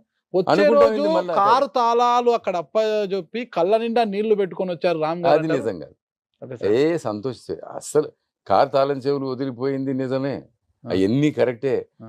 చాలా అన్నా నేను ఎక్కడ నిలబడితే అక్కడ నాకు సరస్వతి లక్ష్మీదేవి రెండు ఉంటాయన్న. నాకు ఆ భయమే లేదు, ఆ బాధ లేదు. జగన్ రెడ్డి ముఖ్యమంత్రి కావాలి అంతే కదా, ఇక్కడ లోపలే ఉండే పని చేయాలా, బయట నుంచి ఎంతమంది చేయలేదన్నా. సార్ బ్రేక్ తీసుకునే ముందు ఒక చిన్న ప్రశ్న అడగబోతున్నా సార్. మిమ్మల్ని చూస్తే చాలా సున్నితంగా కనిపిస్తారు. మీ మాట విన్నా కూడా ఒక సున్నిత మనస్కులుగానే కనిపిస్తారు. ఇలాంటి మీపై సాక్షిలో ఒక శ్రీమూర్తి యాజమాన్యానికి ఫిర్యాదు చేశారు, వాస్తవమా కదా? ఆ మేనేజ్మెంట్ ఒకరు చెప్తే వినే రకం కాదన్న. చాలా మంది చేసుంటారన్న, ఒక్కరేంది. మీరు మనం సున్నిత మనస్కుల పైన ఆ శ్రీమూర్తి ఎందుకు కంప్లైంట్ చేశారు? ఎవరు చేసినారో తెలియదు, ఎందుకు చేసినారో తెలియదు. రామ్ గారిని చాలా మంది కలుస్తుంటారు, వెళ్తుంటారు, ఎంతో మందితో పరిచయం ఉంటారు. కానీ కొంతమందినే మీరు ప్రేమిస్తారు. ఆ ప్రేమ కూడా చాలా కొంతమంది అంటే అన్న భార్యను ప్రేమించిన అంతే. ప్రేమించడం అంటే ఆ ప్రేమ కాదు సార్. అఫెక్షనేటివ్ గా ఉండడం చాలా మందితో కూడా అనేది అంటుంటారు సార్. ఎందుకు అలా అసలుకి? చాలా మంది కొంతమంది మీదే కొంత ప్రేమ ఎక్కువ ఉంటుంది. ఏమన్నా టెన్నిస్ కోర్ట్ పోయి టెన్నిస్ ఆడతా, అందరినీ ప్రేమిస్తా, బాల్ బాయ్స్ దగ్గర నుంచి. సార్ ఎంత ప్రేమిస్తారంటే కొంతమంది బంతులు తీసుకుని కొడతా ఉంటా. అవి కూడా సార్. బైరెడ్డి రాజశేఖర రెడ్డి గారితో మీకు పరిచయం ఉంది సార్? ఉందన్న. ఉందా సార్? ఎలా సార్? సేనారెడ్డి అన్న దగ్గర మాకు, వాళ్ళ నాయన శేషసేనారెడ్డి గారు. ఓకే. వాళ్ళ నాయన అప్పుడు సిద్ధార్థ రిక్వెస్ట్ చేస్తే రాజీవ్కి చెప్పి సార్ భవనం గారి క్యాబినెట్ లో ఆయనకి హౌసింగ్ ఇప్పించినారు. ఆయన మీద క్రిమినల్ కేసు ఒకటి ఉంది, పెద్ద కేసు ఉంది. ఇందిరాగాంధీ గారు భారత్ బంద్ లాంటిది ఏదో కార్యక్రమం చేస్తున్నప్పుడు కర్నూలులో ఏదో కొన్ని షాపులు ముయ్యకపోతే ఒక షాప్ ముయ్యమని సార్ కొంచెం గొడవ చేసుకుంటే, ముయ్యపోతే పెద్ద గొడవ. ఆ గొడవ మనసులో పెట్టుకొని ఈయన ఎమ్మెల్యే క్వార్టర్స్కి రాత్రి 9:30-10 ఇంటికి వెళ్తే కందులోబుల్ రెడ్డి గారి దగ్గర భోజనం చేసి ఓల్డ్ ఎమ్మెల్యే క్వార్టర్స్కి పోతా ఉంటే 25 సార్లు స్టాబ్ చేసినారు. దాంట్లో ఒక పోలీస్ కానిస్టేబుల్ ఉన్నాడు. ఆయన బతికినాడు, ఆయన చచ్చిపోయినాడు అనుకున్నారు. శేషసేనారెడ్డి గారు ఆయన బతికినాడు. బతికినాక ఇక ఊర్లో ఉన్నందరూ పారిపోయినారు స్టాబ్ చేసినాడు. ఆయన ఎవరెవరు స్టాబ్ చేసినాడు అందరికి తెలుసు కదా. చూసినాడు ఆయన, బతికినాడు. ఏమైందో ఆ కానిస్టేబుల్ చచ్చిపోయినాడు అన్న. ఓకే. పొడిచిన వాళ్ళల్లో కానిస్టేబుల్ కూడా ఉన్నాడు. ఆ కానిస్టేబుల్ని సేనారెడ్డి చంపినాడని కథ పెట్టి అది ఒక క్రిమినల్ కేసు చేసినారు. దానివల్ల ఆయన అంత పవర్ఫుల్ లీడర్ అయి ఉండి నందికొట్కూరు నుంచి ఎమ్మెల్యే అయ్యిండు కూడా ఆయనకి ఎప్పుడు అవకాశం దొరకలా. తాతగారు పేరు నిలబెడుతున్నాడు సార్ మనోడు బైరెడ్డి సిద్ధార్థ్ నాకు తెలియదు కానీ బాగున్నాడు పిల్లోడు. చాలా సంతోషం వేస్తుంది. బైరెడ్డికి కూతుర్లే రాజశేఖర్. సిద్ధార్థ్ బాగున్నాడు, నచ్చినాడు. సిద్ధార్థ రెడ్డి బాగున్నాడు సార్. పౌరుషం, అందగాడు కూడా. బాగా ప్రెజెంట్ చేసుకుంటాడు. జగన్ ని బాగా ప్రేమిస్తాడు. బాగున్నాడు. మీకన్నా ఎక్కువ ప్రేమిస్తాడు సార్. అందరూ నాకంటే ఎక్కువ ప్రేమిస్తారు. దేవుడు అది ఎట్లా అంటే నా అదృష్టం నేను కనపడినా అన్నా. అసలు జగన్ రెడ్డి గారిని జీవితంలో ఒక్కసారి కూడా కలవని వాళ్ళు, రాజశేఖర్ రెడ్డి గారిని ఒక్కసారి కూడా కలవని వాళ్ళు నాకంటే 100 ఎక్కువ ప్రేమిస్తారు. అందుకనే అన్న ఆయన చనిపోతే అంతమంది చనిపోయింది. అందుకే అన్న 150 సీట్లు ఇచ్చింది. మనం కనపడినామన్నా, మనదంతా మోసము. మన ప్రేమ చాలా చిన్నది వాళ్ళ ప్రేమ ముందు. అద్భుతమైన ప్రేమ వాళ్ళది. వాళ్ళు ఏం ఎక్స్పెక్ట్ కూడా చేయరు. ఒక చిన్న సందేహం ఉంది సార్ నాకు. రామ్ సార్ సాక్షిలో ఉండగానే వైఎస్ఆర్ గారి మరణము ఇవన్నీ జరిగిపోయేదా? రామ్ సార్ సాక్షిలో ఉండగానే వైఎస్ఆర్ కుటుంబంలో కలతలు రేగాయి. అప్పుడు రామ్ సార్ షర్మిలమ్మ వైపు నిలబడ్డారు. జగన షర్మిలానా అన్నప్పుడు రామ్ సార్ షర్మిలా గారి వైపే నిలబడాల్సి వచ్చింది. అది కూడా ఒక కారణం రామ్ సారు సాక్షి నుంచి బయటికి రావడానికి అంటారు. ఇది జరిగింది ఇప్పుడే కదన్నా. నేను సాక్షిని వదిలేసింది ఎప్పుడు, ఇది జరిగింది ఎప్పుడు. పాప పార్టీ పెట్టాలని రాజకీయాల్లోకి రావాలని తీసుకున్న నిర్ణయం సార్. నేను సాక్షి వదిలిన దానికి అసలు సంబంధం లే. లేదా సార్? నా సంబంధం లేదు. సాక్షి వదలడానికి కారణం నేనే, అంతే. ఇంకెవ్వరు లేరు. కానీ ఈ రోజుకి మళ్ళీ- షర్మిలమ్మ గారికి బ్యాక్ ఎండ్ లో మీరే వర్క్ చేస్తున్నారంట సార్? షర్మిలమ్మకి పని చేస్తున్నానో లేదో తెలియదు కానీ అన్న, విజయమ్మ కోసం నేను ఏమైనా చేస్తాను. విజయమ్మ గారి కుమార్తె అసలు విజయమ్మ గారు ఇప్పుడు ఎక్కడ ఉన్నారు అంటే విజయమ్మ గారు ఎక్కడున్నారు? పిల్లలు ఇద్దరితో పాటు ఉన్నారు. షర్మిలమ్మ గారి దగ్గర ఎక్కువ ఉంటున్నారు. అంటే ఎవరికైతే కష్టం ఉంటుందో వాళ్ళ దగ్గర కదా ఉండాల్సింది. మరి ఆ కష్టం ఉన్న చోట రామ్ గారు కూడా ఉన్నారంటున్నారు కదా? నేను విజయమ్మ దగ్గర ఉన్నానంటే మరి ఉన్నట్టేగా. అంటే కష్టం వెనకల విజయమ్మ గారు ఉన్నప్పుడు విజయమ్మ గారు వెనకల రామ్ గారు ఉంటే అందరూ కలిసి షర్మిలమ్మ గారు వెంట ఉన్నట్లే కదా సార్? ఉన్నట్టే, డౌట్ ఏముంది. సార్, కాదన్నా, నాకు ఒకటి- అన్న చెల్లెల మధ్యలో ఏమి గొడవలు లేవున్నాయి. ఈ సార్. గొడవ గొడవ గొడవ అని చెప్పి ఎవరో ఒకరు చెప్పుకోవాలి. ఎందుకంటే సార్. చివరికి ఏం చెప్పాలి? సార్. జగన్ గారు ఆడవాళ్ళని గౌరవిస్తారు, ఆడవాళ్ళని ప్రేమిస్తారు, వాళ్ళ సార్. మంచి చెడు చూసుకుంటారు. సార్. సొంత తల్లి, సొంత పిన్ని, సొంత అత్త, సార్. చెల్లి, కూతురులాగా చూసుకుంటారన్న మాటకి సార్. ఎదురు కొట్టడానికి ఒక ఐడియా కావాలి, ఒక ఆలోచన కావాలి. సార్. సొంత తల్లిని చెల్లిని పంపించేశాడు, వాడు మిమ్మల్ని నేను చూసుకుంటాడు అన్నది కదా సార్. దానికోసం క్రియేట్ చేసిన ఇదొక మాయ. నిజానికి అన్నా చెల్లెళ్ళు ఇప్పటికి కూడా కలిసి భోజనం చేస్తారు, నేను చూసిన. సార్. భారతమ్మ పిల్లలు ఎట్లా ఉన్నారని షర్మిల ఇంటికి వచ్చి కనుక్కొని మంచి చెడు చూసుకొని పోయే గుణం ఉన్నామే. సార్. ఏమీ గొడవలు లేవు. సార్. ఆయన అక్కడ ముఖ్యమంత్రిగా చేస్తున్నారు. సార్.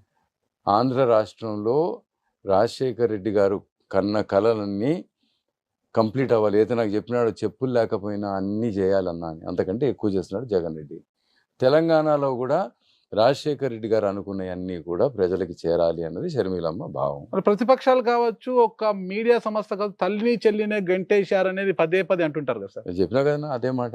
అంటే జగన్ గారికి ఆస్తుల గొడవలు ఉన్నాయి, వదిన ఆడపడుచుల మధ్య కూడా చాలా అన్న జనమే ఆస్తున్న రాజకీయాల్లో వాళ్ళే ఉన్నారు. ఈ తొక్కలు ఏదన్నా డబ్బు ఏం చేసుకుంటాడు జగన్ రెడ్డి? పొద్దున బ్రేక్ఫాస్ట్ చేయడు, భారతమ్మ పండు పట్టుకొని వెనకాల తిరగాల్సిందే కానీ ఆయన తినడు. ఒక ఛాయ్ తాగుతాడు 4:30, 5ంటికి. దాని తర్వాత మధ్యాహ్నం లంచ్ దాకా ఏమీ తినడు. ఇక టూర్ల మీద గీర్ల మీద మీరు చూసే ఉంటారు ఆయన్ని. ఆయనకి తిండి మోహం ఏమీ లేదన్నా. ఆయనకి రాజశేఖర్ రెడ్డి బొమ్మ పక్కన నా బొమ్మ ఉండాలా, అంతే. ఆయన ఆకలంతా అది. ఇంకొక అనుమానం సార్, గుడ్ మార్నింగ్ అనేది ట్యూన్ ఉంది కదా సార్, అది మీదే అదంతా కూడా. దానికి ముందు పెద్ద ఇది ముంబైకి వెళ్ళారు, ముంబైలో ఆ ట్యూన్ వేరే ఒక ట్యూన్ కోసం వెళ్ళారు, ట్రై చేసామన్నా, ట్రై చేసి అది వర్కౌట్ కాకపోతే చివరికి ఒక రాత్రి మీ మది నుంచి వచ్చేసింది అంటారు సార్. అది ఏం సార్, అది ఏం జరిగింది బాంబేలో?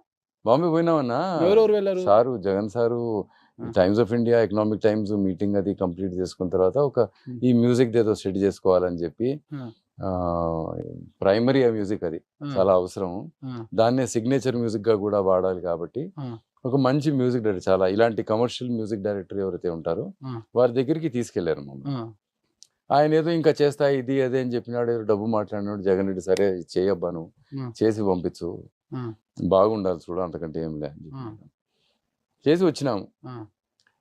వచ్చిన తర్వాత వారం అయిపోయింది, 10 రోజులు అయిపోతుంది, ఇక టీవీ స్టార్ట్ కావాలా, ఆ సుండ్రాములు తిరిగేయి, అవన్నీ లోగోలన్నీ తయారైపోయినాయి, వెనకాల డబ్కి లేదు, ఈ సౌండ్ లేకపోతే ఎట్లా స్వామి అని చెప్పి చివరికి ఏం చేసినారంటే ఇక ఏదో ఒకటి చేయి అంటే ఆ రాత్రి అనుకున్నది.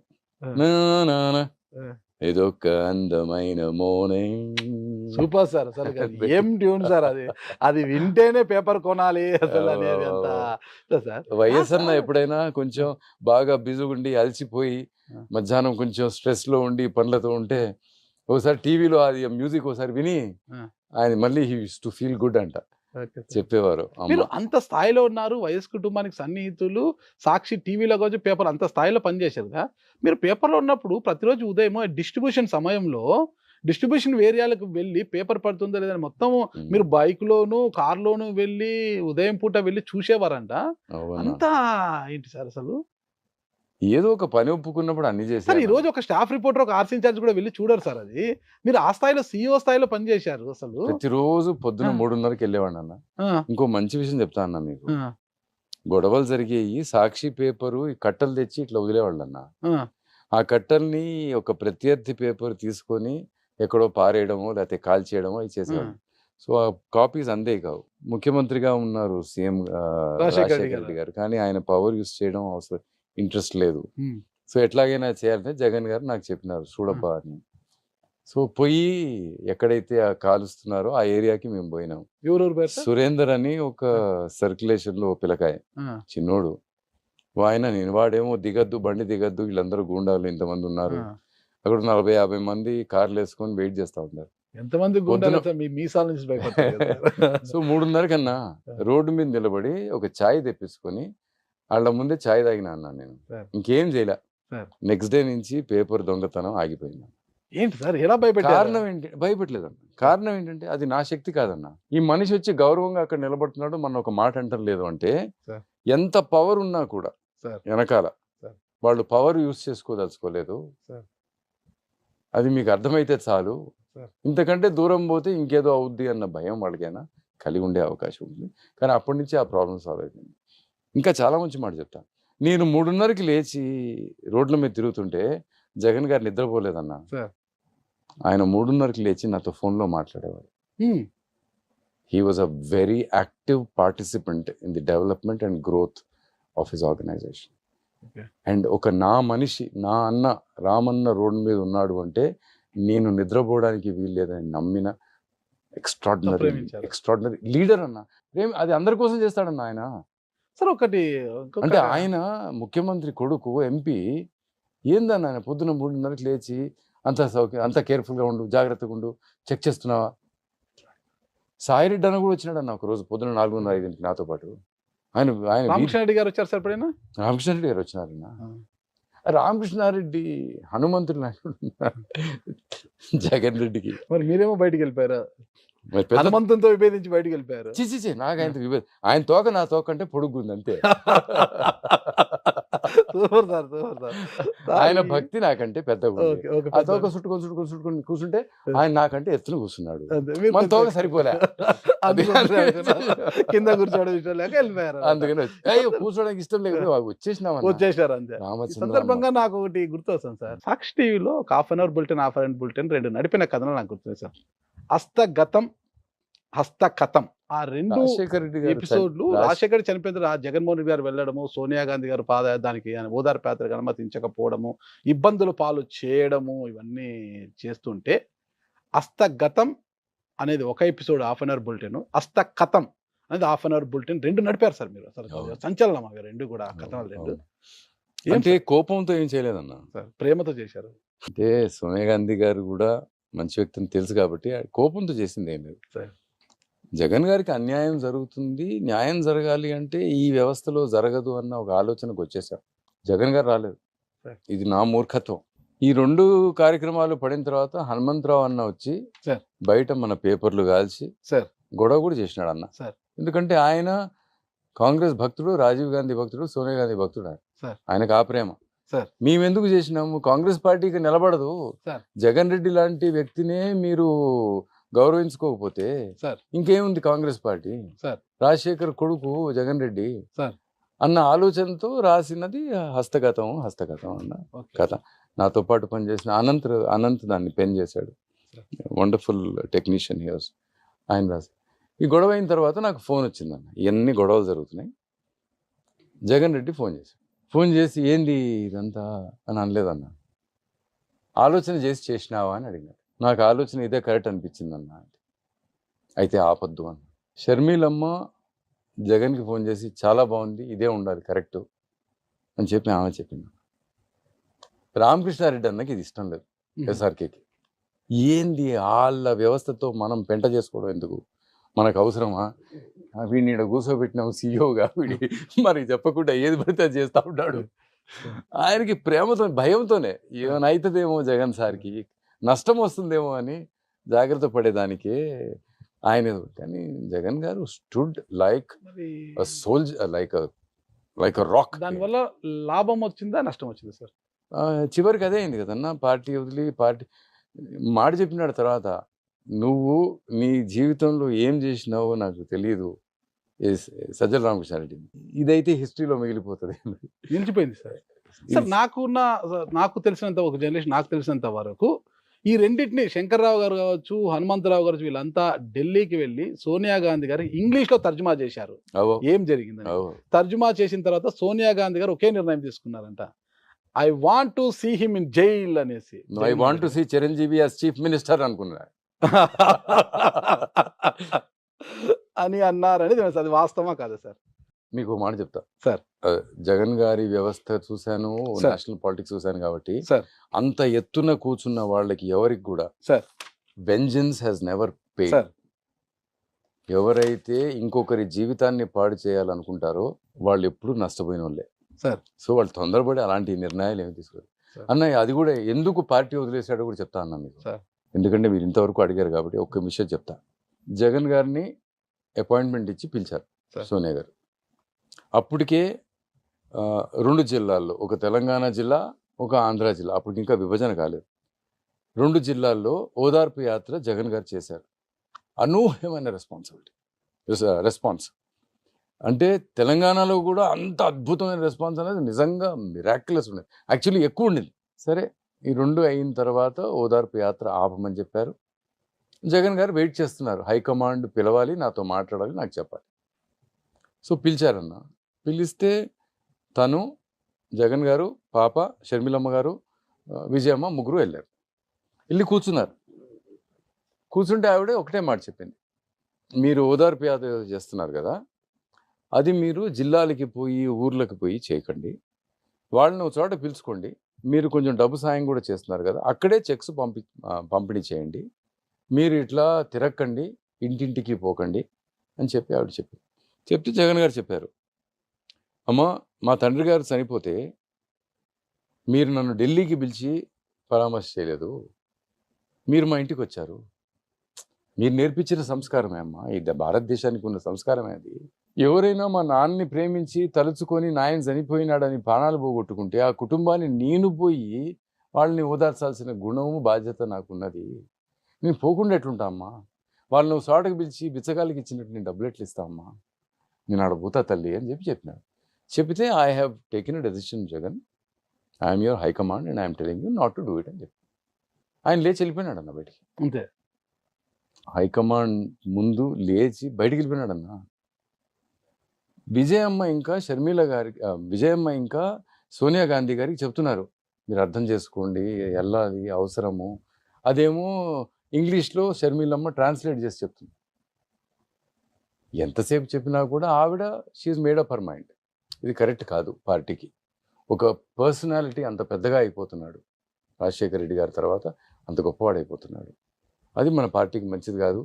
మనది ఒక డెమోక్రటిక్ పార్టీ అని అనుకున్నారు. ఏమనుకున్నారో ఆమె మనసులో ఏముందో మనకు తెలియదు, మన మనసులో ఏముందో మనకి తెలుసు. తల్లి కూతురు కూడా బయటకు వచ్చినారు. నేను ఫోన్ చేస్తే పాప ఫోన్ ఎత్తి చెప్పింది ఇది జరిగింది అని. లేకపోతే నాకు తెలియదు కదా లోపల ఏం జరిగింది. నాకు జగన్ రెడ్డి వచ్చి చెప్పే విషయం కాదు కదా. ఆయన జరిగిన అవమానానికి కానీ ఆయన జరిగిన కష్టం ఇప్పుడు దాకా నాకు చెప్పుకుంది లేదన్న. ఆయన ఏదైనా సంతోషమైన విషయం అయితే దగ్గర పిలిచి చెప్పినాడు, బాగా జరిగింది, బాగా చేసినావు రామును అని. అంతేగాని కష్టం చెప్పుకున్నాడు కాదు. సో పాప చెప్పింది నాకు ఈ విషయం. పార్టీ నుంచి బయటకు రావడానికి కారణం అది. ఇది కారణం అన్న. ఎందుకు?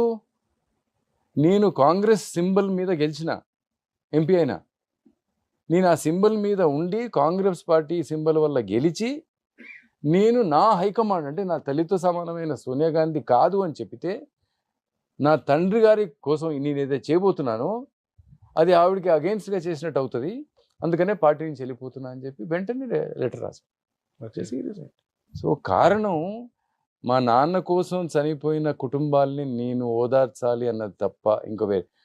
పావురాల గుట్టకాడ చెప్పిందే, నాకు మా నాయన ఇచ్చిన పెద్ద కుటుంబం ఇది, నేను మీ ఇంటికి వస్తా, మిమ్మల్ని ఓదారుస్తా అని చెప్పినాడు. ఆ మాట నిలబెట్టుకోవడానికి ఒక పిల్లకాయన్నా, ఆయన వయసు ఎంతప్పుడు 38-39 ఏళ్ళు వదిలేసుకున్నాడన్నా, తృణపాయంగా వదిలేసుకున్నాడన్నా. సోనియా గాంధీ లాంటి ఓ దిగ్గజం ఆమె కూర్చొని ఉంటే ఆమె కోసం మన్మోహన్ సింగ్ గారు ప్రైమ్ మినిస్టర్గా పనిచేయాలి. అంత హాఫ్ అన్ అవర్ బులెటిన్లు అయితే వాస్తవమే, కథం గతం రెండు ఇదైతే అది నిజమే. నాకు ఒకటి అయితే, మీకు గాంధీ కుటుంబం అంత పరిచయం ఉంది కదా, ఆ బులెటిన్లు నడిపింది మీరే అన్న విషయం సోనియా గాంధీ గారికి తెలుసా? తెలుసు మరి తెలుసు కదా. నాకున్న సమాచారం ఇది, సోనియా గాంధీ గారు ఆడు ఉండగానే కిరణ్ కుమార్ రెడ్డి గారు సీఎంగా ఉన్నప్పుడు గవర్నర్ కోటాలో రామ్ గారికి ఎమ్మెల్సీగా తీసుకోవాలని ఆమె ప్రతిపాదన పంపించి కానీ మిమ్మల్ని తీసుకొని క్యాబినెట్ లోకి కూడా తీసుకోవాలని ఆమె ఆలోచించారు. బట్ ఇక్కడ కిరణ్ కుమార్ రెడ్డి గారు అడ్డుకున్నారంటారు. అడ్డుకున్నారు. మరి తెలిసిన సోనియా గాంధీ గారు తెలిసిన మళ్ళీ మిమ్మల్ని ఎమ్మెల్సీగా తీసుకోవాలని ఎలా అనుకున్నారు? అన్న ఆ టైంలో మధ్యలో నన్ను పిలిచినారన్న సోనియా గాంధీ. ఇందిరాగాంధీ గారి మెమోరియల్ ఉంది, అక్కడ ఒక ఫిల్మ్ చేయాలి, ఫిల్మ్ తయారు చేయాలి అని చెప్పి పిలిచినారు. సో అక్కడ పోయి నేను ఆ ఫిల్మ్ తయారు చేశాను. సోనియా గాంధీ గారి గురించి కూడా చెప్తా అన్న, వీళ్ళు చూపించినంత రాక్షస గుణం ఆవిలో అయితే లేదు, దైవ గుణమే కనపడింది నాకు. నేను డిసెంబర్లో ఎప్పుడో పిలిచాను నన్ను, బాగా చలికాలం, సాయంత్రం 6:30, 7ంటికి పోయినా ఇందిరాగాంధీ మెమోరియల్ దగ్గరికి. ఆమె నన్ను రిసీవ్ చేసుకున్నారన్న.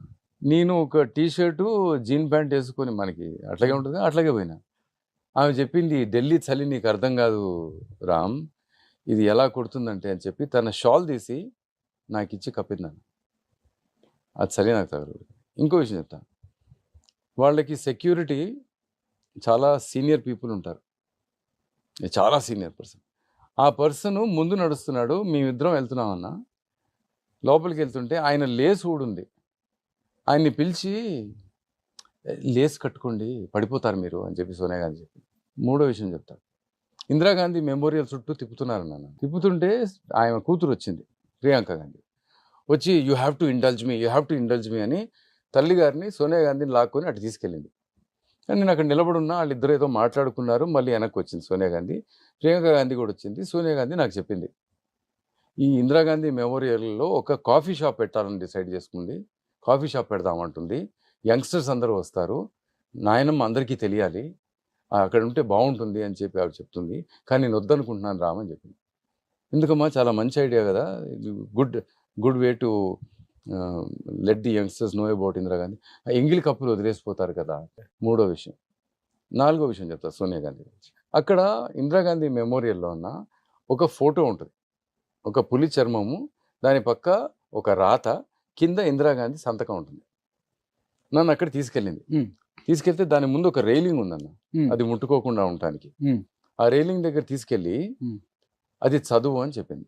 నేను ఏదో మనసులో నేను చదువుకుంటున్నా అది ఏం రాస్తుందని. రామ్ రీడ్ ఇట్ అలౌడ్ అని చెప్పి, గట్టిగా చదువు అని చెప్పి. నేను గట్టిగా చదివాను. ఇందిరాగాంధీ దాంట్లో ఏం రాశారు, ఎవరైనా నీకు ఒక పులి చర్మం గిఫ్ట్గా ఇస్తే ఎప్పుడు తీసుకోవద్దు, దానివల్ల పులిని చంపుతారు, never accept such things about endangered animals అని చెప్పి ఇందిరాగాంధీ గారు తన కొడుక్కి రాసుకున్న ఉత్తరం. ఆ ఉత్తరం నేను గట్టిగా చదువుతుంటే, ఆవిడ నాకంటే ఒక 7-8 ఏళ్ళు పెద్ద ఆమె, 10 ఏళ్ళు పెద్ద ఆమె నాకంటే. ఆ ఉత్తరం ఇంగ్లీష్లో ఉందా, హిందీలో ఉందా? ఇంగ్లీష్లో ఉంది. ఇంగ్లీష్లో ఉంది. చదువుతుంటే ఆ పక్కనున్న రైలింగ్ పట్టుకొని సోనియా గాంధీ ఊగుతుందన్న, ఏదో తల్లి చెప్పినట్టు. ఆమె నాకంటే 10-12 ఏళ్ళు పెద్ద ఆమె. సో ఎవ్వరూ చెడ్డవాళ్ళు కాదన్న, ఈ రాజకీయం అన్న దరిద్రం ఉంటుంది చూడన్నా, అది ఏందేందో చేయించేస్తారు. మీరు ఇంతమందిని ప్రేమించారు, రాజీవ్ గాంధీని ప్రేమించారు, మీ కళ్ళెదురుగా చనిపోయాడు. ఇందిరాగాంధీని ప్రేమించారు, ఆయన చనిపోయాడు. రాజశేఖర రెడ్డి గారిని ప్రేమించారు, ఆయన చనిపోయాడు. అమ్మను అమెరికా ప్రేమించారు. ఒక్కొక్కరు, మీరు ఎంతో ప్రేమించిన వీరందరూ కూడా, ఈ నలుగురు ఉన్నారు, ఒక్కొక్కరుగా దూరం అయిపోయారు సార్. అసలు రామ్ గారి యొక్క హృదయం ఎలా అనిపించింది అసలుకి? అన్ని పోగొట్టుకున్నాం. రాజశేఖర్ అయితే worst thing to happen. Rajasekhara Reddy గారు చనిపోయినప్పుడు ఎక్కడున్నారు సార్ మీరు ఆ రోజు? వేటాడుతున్నాం ఆయన కోసం, దొరుకుతాడు ఎక్కడో అని. 2వ తారీఖు అంతా ఇక లేరు రారు, రాజన్న మనల్ని వదిలిపోయాడు అనుకున్నప్పుడు రామ్ గారి హృదయం ఎలా చలించింది? ఏమో శక్తి వచ్చిందన్న, పడిపోలా, ఓకే, లేచి నిలబడ్డా. అస్సలు ఒక 15 రోజుల తర్వాత అనుకుంటా అప్పుడు ఏడ్చాను. 15 రోజులు అంతా బయటకు వచ్చేసిందా? అప్పుడు దాకా ఏం చేయాలి అని తప్ప. చాలా గొప్పోళ్ళు అన్న, తెలుగు వాళ్ళందరూ చాలా గొప్పోళ్ళు అన్న. టీవీ వాళ్ళు కూడా అన్న, మన వాళ్ళు టీవీలన్నీ ఆపేసి. సార్ మీరు ఇంత స్మార్ట్గా కనిపిస్తారు, సాక్షిలో మీరు ఉండగానే సిబిఐ రైట్స్ జరిగాయి సార్. సాక్షి పైన రైట్స్ జరిగినప్పుడు సాక్షి పేపర్ ముందుకు వచ్చి ఆందోళన చేశారు మీరు. ఊరికే జగన్ జగన్ జగన్ అంటారు, ప్రతి దానికి జగన్ అంటుంటే ఆడు మైకి పెడితే చెప్పిన, రేపు రోడ్డు మీద పోతుంటే చెట్టు కింద పడింది, రోడ్డుకి అడ్డం పడింది అంటే జగన్ గారే పడేసినాడని చెప్తారు మీరు అని చెప్పి. సార్ ఇంతవరకు జరిగింది ఇంటర్వ్యూ, నాకు ఒక సీక్రెట్ చెప్పాలి సార్ మీరు. నేను ఒక ఇంటర్వ్యూలో చూశాను మిమ్మల్ని, మీకు బాలకృష్ణ గారు, మాజీ ముఖ్యమంత్రి నల్లారి కిరణ్ కుమార్ రెడ్డి గారు మీ జూనియర్స్ అని చెప్పారు. కాలేజీలో జూనియర్లు. నేను అది Nizam college sir, Nizam college. నేను ఆశ్చర్యపోయాను సార్. అరే బాలకృష్ణ గారిలో వృద్ధాప్యం కనిపిస్తుంది సార్, మామూలుగా మేకప్ వేసుకుంటాడు కాబట్టి కనిపించదు. కిరణ్ కుమార్ రెడ్డి గారు అటు ఇటు ఉంటారు, మీరేంటి వాళ్ళకన్నా సీనియర్ ఏంటి? ఎన్నేళ్ళు సీనియర్ సార్ మీరు? 1 ఇయర్ అన్న. 1 ఇయర్ సీనియర్ అంటే నేను మొన్నటి వరకు మీ ఏజ్ మాకన్నా ఒక 2-3 సంవత్సరాలు పెద్దవారు ఉంటారనుకున్నాను. అంతే ఏంటన్నా?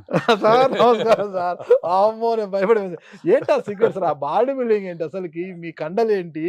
ఏంటి సార్ మీ రహస్యం ఏంటి సార్? సార్ ఇప్పుడు సార్ 5 పదులుగా 3 పదులు ఉన్న యువకులకే మొత్తం కూడా ఉబకాయలు అయిపోతారు సార్. అసలు పొట్ట వచ్చేసి అసలుకి పొట్ట తేలిపోయి ఈ థైస్ ఇట్లా అయిపోయి అన్నారు. మీరు చూస్తే ఆ స్కిన్ టైట్ ఏదో వేసుకొచ్చారు జీన్, ఆ టీ షర్ట్, ఆ మజులు ఏంటి సార్ అసలుకి? అసలు మీ డైట్ యొక్క రహస్యం చెప్పండి సార్. ఎలాంటి డైట్ తీసుకుంటే యువకులు బాగా పరిపుష్టిగా ఉంటారు, కండబలం ఎక్కువగా ఉంటుంది? కేవలం కండనే ఉండాలి సార్, ఈ కొవ్వు అనేది కాకుండా. ఎలాంటి ఆహారం తీసుకుంటే బాగుంటుంది సార్ ఒక్కసారి? అన్న, ఈ ప్రపంచంలో మనిషికి సార్ బిగ్గెస్ట్ ఎనిమి, సార్ శత్రువు సార్ మన బాడీలోనే ఉందన్న. అది ఏది సార్? దాని పేరు నాలుక. ఓకే. దీని నుంచి బయటకు వచ్చే మాట, దీని వల్ల లోపలికి పోయే తిండి, ఈ రెండు వల్ల ఆడపిల్ల అయినా మగాడైనా ఫినిష్ అయిపోవడం ఖాయం. అంతే. ఈ దీని మీద కంట్రోల్ లేనివాడు సార్ అసలు సృష్టి ఇలాంటి నాలుక మనకి ఇవ్వడానికి కారణం కూడా 30-35 ఏళ్ళ తర్వాత నువ్వు చచ్చిపోవాలని, నువ్వు ఇన్ని రోజులు బతుకుతావు ఉండకూడదని కదా సార్. So, correct. రుచి కోసం ఏమీ తినొద్దన్నా. You should develop a culture for health. Sir ఇప్పుడు రుచుల కోసము యువత పరిగెత్తోంది సార్, పరుగులు పెడుతోంది. ఎంత డబ్బైనా ఖర్చు పెట్టడానికి పరుగులు పెడుతోంది అన్నమాట. మరి ఆ జిహ్వా చాపల్యాన్ని ఎలా అంచివేసుకుంటారు వాళ్ళు? ఈ ఆకలిని ఆకలితో నింపాలన్నా. అన్నంతో నింపితే ఏముంది, మజాయే రాదు. ఆకలిని అట్లా ఉంచాలా. అదే కదనా జగన్ రెడ్డికి ఉన్న ఆకలి ముఖ్యమంత్రి అయిపోయినాడు. అయినాడా లేదా? కరెక్ట్. ఈ కేసీఆర్ గారు ఆకలే కాదు. ఎట్లా అన్నా, ఈ వాట్ ఆర్ దీస్ ఉద్యమాలు, వాట్ ఆర్ దీస్ బ్యాటిల్స్ మనం ఎప్పుడైనా చూసినా మన జీవిత కాలంలో మనం ఎప్పుడో విన్నాము ఇవన్నీ. మహాత్మా గాంధీ గురించి, వారి గురించి పక్కన పెడితే రామ్ సార్ యొక్క డైట్ రహస్యం ఏంటి? ఎలాంటి డైట్ తీసుకుంటే మీలాగా ఉండొచ్చు సార్? అందరికి చెప్తే ఎట్లా అన్నా? చెప్పండి సార్. మాలాంటి ఉపకాయాలు కూడా ఏదో సార్ తినేది సార్. నాకు 5 పదుల వయసు, నేను ఇలా ఉన్నాను. మీరు చూస్తే 6 పదులు దాటేశారు. ఇలా ఉన్నారు సార్. మా తమ్ముడులా ఉన్నారు సార్ మీరు. నేను నా మనవడితో టెన్నిస్ ఆడాలి సార్, నా మనవరాలతో క్రికెట్ ఆడాలి. ఎంతమంది కొడుకు? నాకు 2 అన్న, ఒక మనవడు ఒక మనవరాలు. కుమారులు సార్? 2 కొడుకులు అన్న. ఏం చేస్తున్నారు సార్ వాళ్ళు? 2 ఇంజనీరింగ్ చేశారు. తర్వాత పెద్ద ఆయన రంజీ ఆడాడు సార్, చిన్నోడు ఇండియా కోసం టెన్నిస్ ఆడాడు. సార్ సానియా మిర్జా మంచి స్నేహితుడు. వాళ్ళిద్దరూ ఇప్పుడు అడ్వర్టైజింగ్ లోకి వచ్చారు. Engineers actually. ఎవరు మీడియా రంగం వైపు కానీ సినీ రంగం వైపు రాలేదు సార్. ఇప్పుడు పెద్ద ఆయన సినిమాలు చేస్తున్నాడు, గౌతమ్ రెడ్డి ప్రొడక్షన్ చేస్తున్నాడు. ఆ రహస్యం చెప్పండి సార్, డైట్ విషయం. ఫస్ట్ ఆఫ్ ఆల్ వీలైనంత వరకు ఒక 16-17 గంటలు ఏమి తినద్దు సార్. రాత్రి తొందరగా భోజనం చేసి 6:30-7 కల్లా సార్. పొద్దున లంచ్కి దేవుడిచ్చిన ఆకారంలో తినండి. అంటే కూరగాయలాగా వండకుండా, పండులా దాన్ని జ్యూస్ తీయకుండా సార్ అది తినండి అన్న. ఆరోగ్యం బాగైపోతుంది. Accept the way nature has given you a gift. ఇదంతా నేచర్ ఇచ్చింది. కానీ ఇప్పుడు మామిడి పండు సీజన్ సార్. మామిడి పండు తినండి సార్. కూరగాయలు తినండి sir.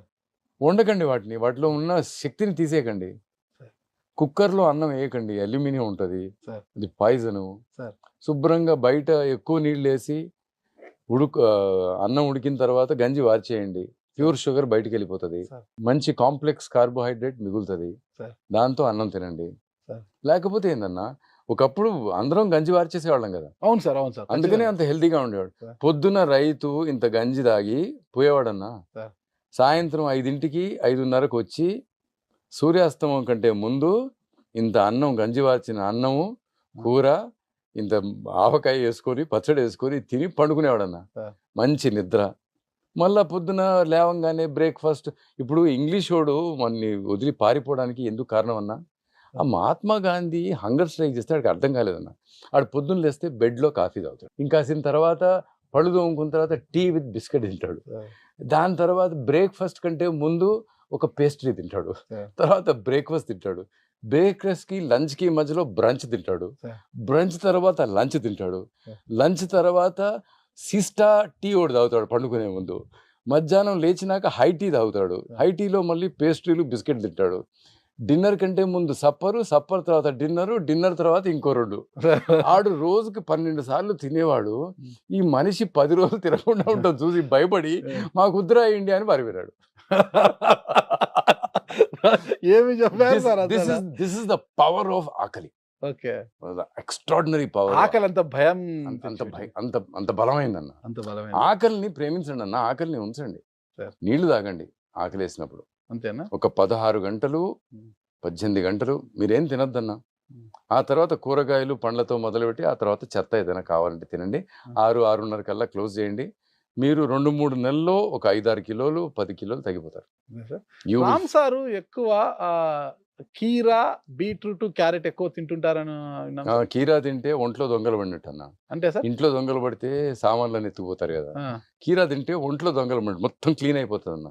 Okay. Your system gets clean. It's detox. Okay. So కీరా ఒక 1/2 కిలో తినండి, శుభ్రంగా అంతా క్లీన్ అయిపోతుంది పొద్దున బాత్రూమ్కి వెళ్ళినప్పుడు. ఓకే. కీరా. క్యారెట్ తింటే బీటా క్యారోటీన్ ఉంటుంది.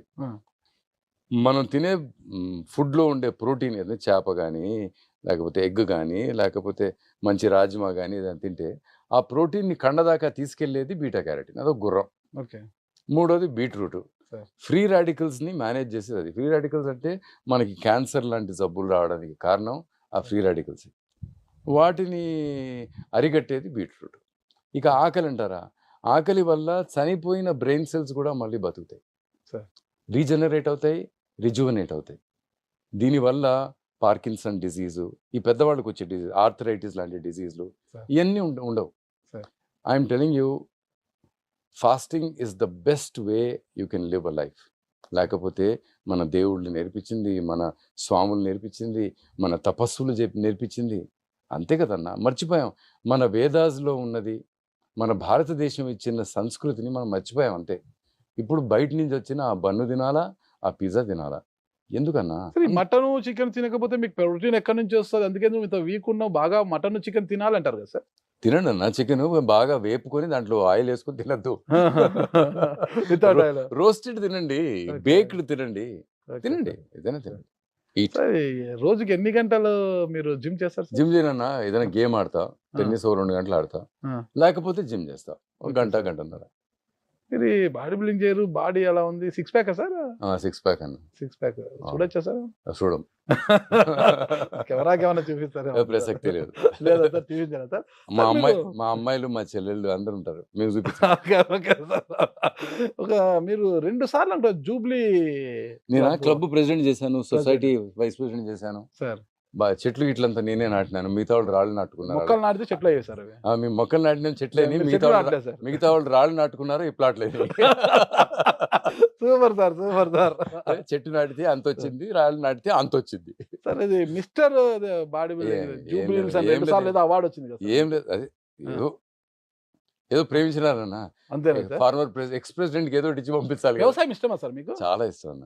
అందుకేనా ఇక్కడ మీకు మామిడి తోట? మా అమ్మ కోసం కూడా ఆమె చూసుకునేది. ఓకే. మామిడి తోట అప్పుడే బాగుంది సార్? అది బాగుందండి. ఏ రకం ఉంది సార్? ఎక్కువ బెనిషానే ఎక్కువ.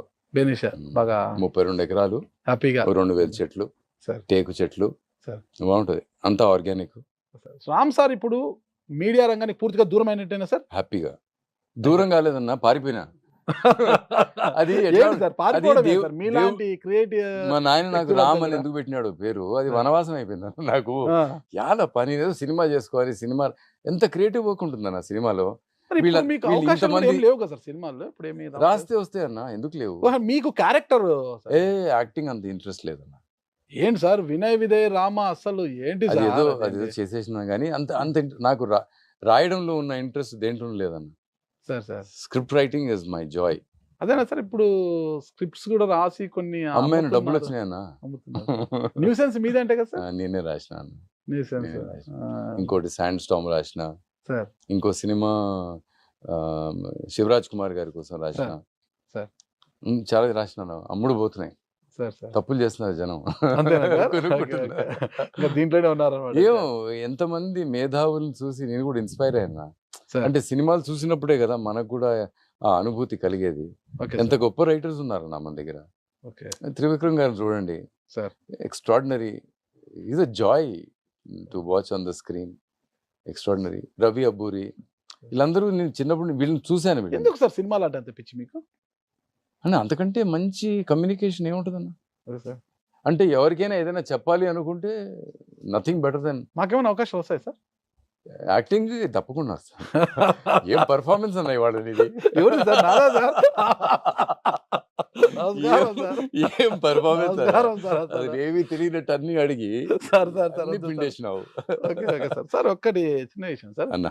సాక్షి టీవీలో పనిచేశారు, సాక్షి పేపర్లో పనిచేశారు మీరు. ఈరోజు మీరు లేరు, మీరు దూరంగా ఉన్నారు. మీరు ఉన్నప్పుడు సాక్షి వేరు, మీరు లేనప్పుడు సాక్షి వేరు.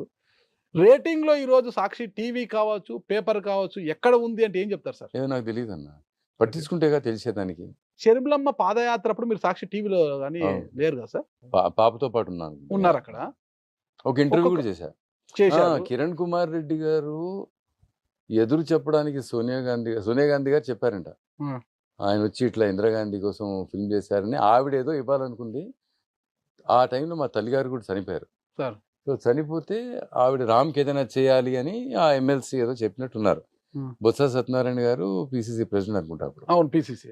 ఉంటే కిరణ్ కుమార్ రెడ్డి అదేంటి మేడం, మొన్నే ఒక ఇంటర్వ్యూ చేసినాడు షర్మిలాది, ఆ టీవీలో కూడా వేసినారు వాళ్ళు అని చెప్పి ఆయన కూడా చెప్పినట్ట. సో లేదు ఎందుకు కిరణ్ గారు మీ జూనియర్ కదా, మీకు అంత ర్యాపో లేదా? చాలా మంచి ర్యాప్ ఉంది. బాలకృష్ణ గారితో కూడా ఉంటుంది ఇప్పుడు. చాలా. అసలు మొన్న ఎప్పుడో ఎవరికో అన్న ఒక పేద పూజారికి వాళ్ళ క్యాన్సర్ హాస్పిటల్లో తల్లిగారి పేరుని పెట్టుకున్న బసవతారకమ్మ హాస్పిటల్లో ఏదో సర్జరీ చేస్తే వాళ్ళు ఏదైనా కొంచెం డిస్కౌంట్ కావాలి అని అడిగినారు. నాకేం శక్తి అయితే లేదు, ఇప్పుడు నేను సాక్షిలో లేను పోయి అడగడానికి, నాకేం రాజకీయ అది లేదు. సో బాలయ్య గారికి ఒక మెసేజ్ పెట్టాను నేను, అన్న ఇట్లా పేద పూజారి అంట అన్న అంటారు సార్, మీ జూనియర్ కదా. అదే అని అందరినీ అన్న అంట. సో అని పెడితే మధ్యాహ్నం ఎప్పుడో పెట్టిన 7ంటికి ఫోన్ చేసినాడు. బాక్స్ ఏం మాట్లాడు, అది నీ హాస్పిటల్ కదా, డిస్కౌంట్ ఇచ్చినట్టే డిస్కషన్ ఏంటి అని నువ్వు నన్ను అన్న అంటే బ్రదర్ నేను నీకంటే చిన్నోండి టాకింగ్ డిస్కౌంట్ హాస్పిటల్ అనేది వాట్ ఆర్ యూ టాకింగ్, నన్ను అడగాలను అన్న. అందరు గొప్పలు అన్న. సార్ బాలకృష్ణ గారి గురించి ఆయనతో మీకు పరిచయం ఉంది, బాగా క్లోజ్, మీ జూనియర్ కదా, ఆయన గురించి చెప్పండి. అంటే బాలకృష్ణ గారు ముక్కోపి అని అంటారు అనమాట. ముక్కోపి అంటుంటారు, ఎవరైనా మాట్లాడితే కొడతారంటారు. అసలుకి ఇంకా అది బెల్లంకొండ గారి నుంచి ఆయన మీద ఒక ఎపిసోడ్ అనేది నడుస్తుంది సార్. అసలు ఆయన వ్యక్తిత్వం ఎలాంటిది అంటారు సార్ అసలు మీరు? పసి బిడ్డ సార్. అన్న ఒకరోజు ఎయిర్పోర్ట్లో నేను లగేజ్ ఎత్తుకుంటా ఉంటా. అప్పుడు చంద్రబాబు నాయుడు గారు మంత్రి గారు, ముఖ్యమంత్రి గారు, ఆయన బంధువర్గం వాళ్ళు, అక్కడ ఢిల్లీలో కూడా మంత్రులు, ఎంపీలు, వాళ్ళందరితో పాటు బాలయ్య గారు దిగి ఫ్లైట్లో ఏదో ఫ్లైట్ నుంచి వస్తూ ఉంటారు. నేనేమో అంతలోకి లగేజ్ ఎత్తుకొని పోయేదానికి ఉన్నా. అంత దూరం చూసినాడన్నా, ఆడ నుంచి బాక్సీ అనిపించినాడు ఎయిర్పోర్ట్లో. బాక్సీ అంటే ఏంటి సార్? కాలేజీలో అందరూ నన్ను బాక్సీ అని పిలిచేవాళ్ళు. నేను అప్పుడు బాక్సింగ్ చేసేవాళ్ళు. ఏదోలే అన్న చెడ్డోళ్ళం మేము. ఇప్పుడు ఆడకపోవద్దులే అన్న, వదిలే. మంచోడు అంటివి, మంచోడు నుండి కూడా చెడ్డం మీసం పెట్టుకున్నామని చెప్తివి, అంతగా ఆపేద్దాం. సో బాక్సీ అని చెప్పి వచ్చి దగ్గరికి అట్లా సింపుల్. అప్పుడు కూడా ఎవరో ఫోటో అడిగితే ఇట్లా అన్నాడు ఒకటి. అంటే ఇష్టం లేదు ఊరికి ఏంది ఫోటోలు తీసుకునేది. ఇచ్చా ఓ మీ తండ్రితో ఫోటో తీసుకో, మీ అమ్మతో ఫోటో తీసుకో, అట్లా ఉండాలి. కానీ ఓ సినిమా యాక్టర్తో నువ్వు ఫోటో తీసుకునేదానికి మీద వెనకబడతావు ఏంటి అన్నది ఆయన ఆలోచన. అంత మంచి వ్యక్తే సార్. అది నేను చూసిన రెడ్డి గారు సార్. కిరణ్ కుమార్ రెడ్డి గారిని నేను ఆయన ముఖ్యమంత్రి అయినప్పుడు ఒకసారి కలిసి నగినాడు. నగి బాక్సీ దీని తర్వాత లోయెస్ట్ ఎబ్ ఏంటంటే ఎక్స్ సీఎం అన్నాడు. అంటే నా జీవితంలో ఇది ఒక చాలా పెద్ద అచీవ్మెంట్. ఇక దీని తర్వాత ఇక వర్స్ట్ కేసు ఏంటి అంటే ఎక్స్సీఎంఏ, that will be my status అని చెప్పినాడు. I think he had his own way of doing things. Small period of time ఏమో పార్టీ వదిలేసి వెళ్ళిపోయినాడు. అంత చేస్తే ఇప్పుడు జగన్మోహన్ రెడ్డి గారు ఇంత చేసి, రాజశేఖర రెడ్డి గారు అంత చేసిన తర్వాత అన్నాళ్ళు పార్టీలో ఉండి సోనియా గాంధీ గారితో ఏమీ ఇబ్బంది పెట్టుకోకుండా మిమ్మల్ని క్యాబినెట్ మినిస్టర్ చేస్తాం సెంటర్లో అని చెప్పితే, సరే అమ్మా కుదిరితే చేయండి అని వెయిట్ చేసి ఏ గొడవలకి పోని జగన్మోహన్ రెడ్డి ఓదార్పు యాత్రకి పోనివ్వకపోతే బయటకు పోయినాడన్న. పదవి ఇవ్వకపోతే బయటకు పోయిందిలే. సాయి ప్రతాప్ గారు మీకు పరిచయం ఉందా సార్? ఎవరితో? సాయి ప్రతాప్ గారు కేవీపీ గారితో మీకు పరిచయం కేవీపీ గారితో పరిచయం. నేను అన్న రాజశేఖర్ అన్నతో పరిచయం ఉంటే కేవీపీ గారితో పరిచయం లేకుండా ఉండే అవకాశం లేదు. మరి ఈ రోజు కేవీపీ గారు జగన్ గారు వెంట లేరు అంటే ఏమంటారు సార్? ఏమో నేను ఆయన ఏమంత కలిసిందిలే, ఏదైనా పెళ్లిలో కనపడతాడన్నా, అట్లా అట్లా ఒక చూసుకుంటాము. ఏమో వయసు కూడా అయిపోయిందన్న ఆయనకి. కానీ కాంగ్రెస్ పార్టీలో ఉన్నారు కదా. కాంగ్రెస్ పార్టీలో ఉన్న పిల్లలు బిజినెస్ చేస్తూ ఉంటారు. వాళ్ళందరికీ ఏమి ఇప్పుడు గొడవలకి పోయి చేసేది ఏముంది ఆయన. సాయి ప్రతాప్ గారు లేరంటే ఏమంటారు? మీకు సాయి ప్రతాప్ గారితో అంత సన్నిహితం? అంత పరిచయం లేదు నాకు సాయి ప్రతాప్. ఫైనల్ గా ఒకటే సార్, అక్కడ ఎపిసోడ్ లో కట్ చేశాను నేను. మీది లవ్ మ్యారేజ్ కదా సార్, మేడం వెళ్ళి ప్రపోజ్ చేసామన్నారు మీరు. మీరు వెళ్ళి ప్రపోజ్ చేసిన వెంటనే సరే మీకంటే భయం లేదు, అప్పుడున్న పాష్ కల్చర్ లో అడిగేశారు. మేడం ఏమన్నారు సార్? కుదరదని చెప్పా. అన్న తర్వాత ఏం చేశారు సార్? అన్న ప్రపోజ్ చేసిన తర్వాత ఎట్లా అన్న సార్ పోయి చెప్పాలి కదా. నేను మేడం కుదరదన్నారు, తర్వాత నేను బాగా చూసుకుంటా నిన్ను, నా సంగతి ఇది, నా తల్లి ఇది, నేను ఇది, నేను బాగా చూసుకుంటా అని చెప్పితే ఏదో ఒక వీక్ మూమెంట్ లో ఒప్పేసుకుంది.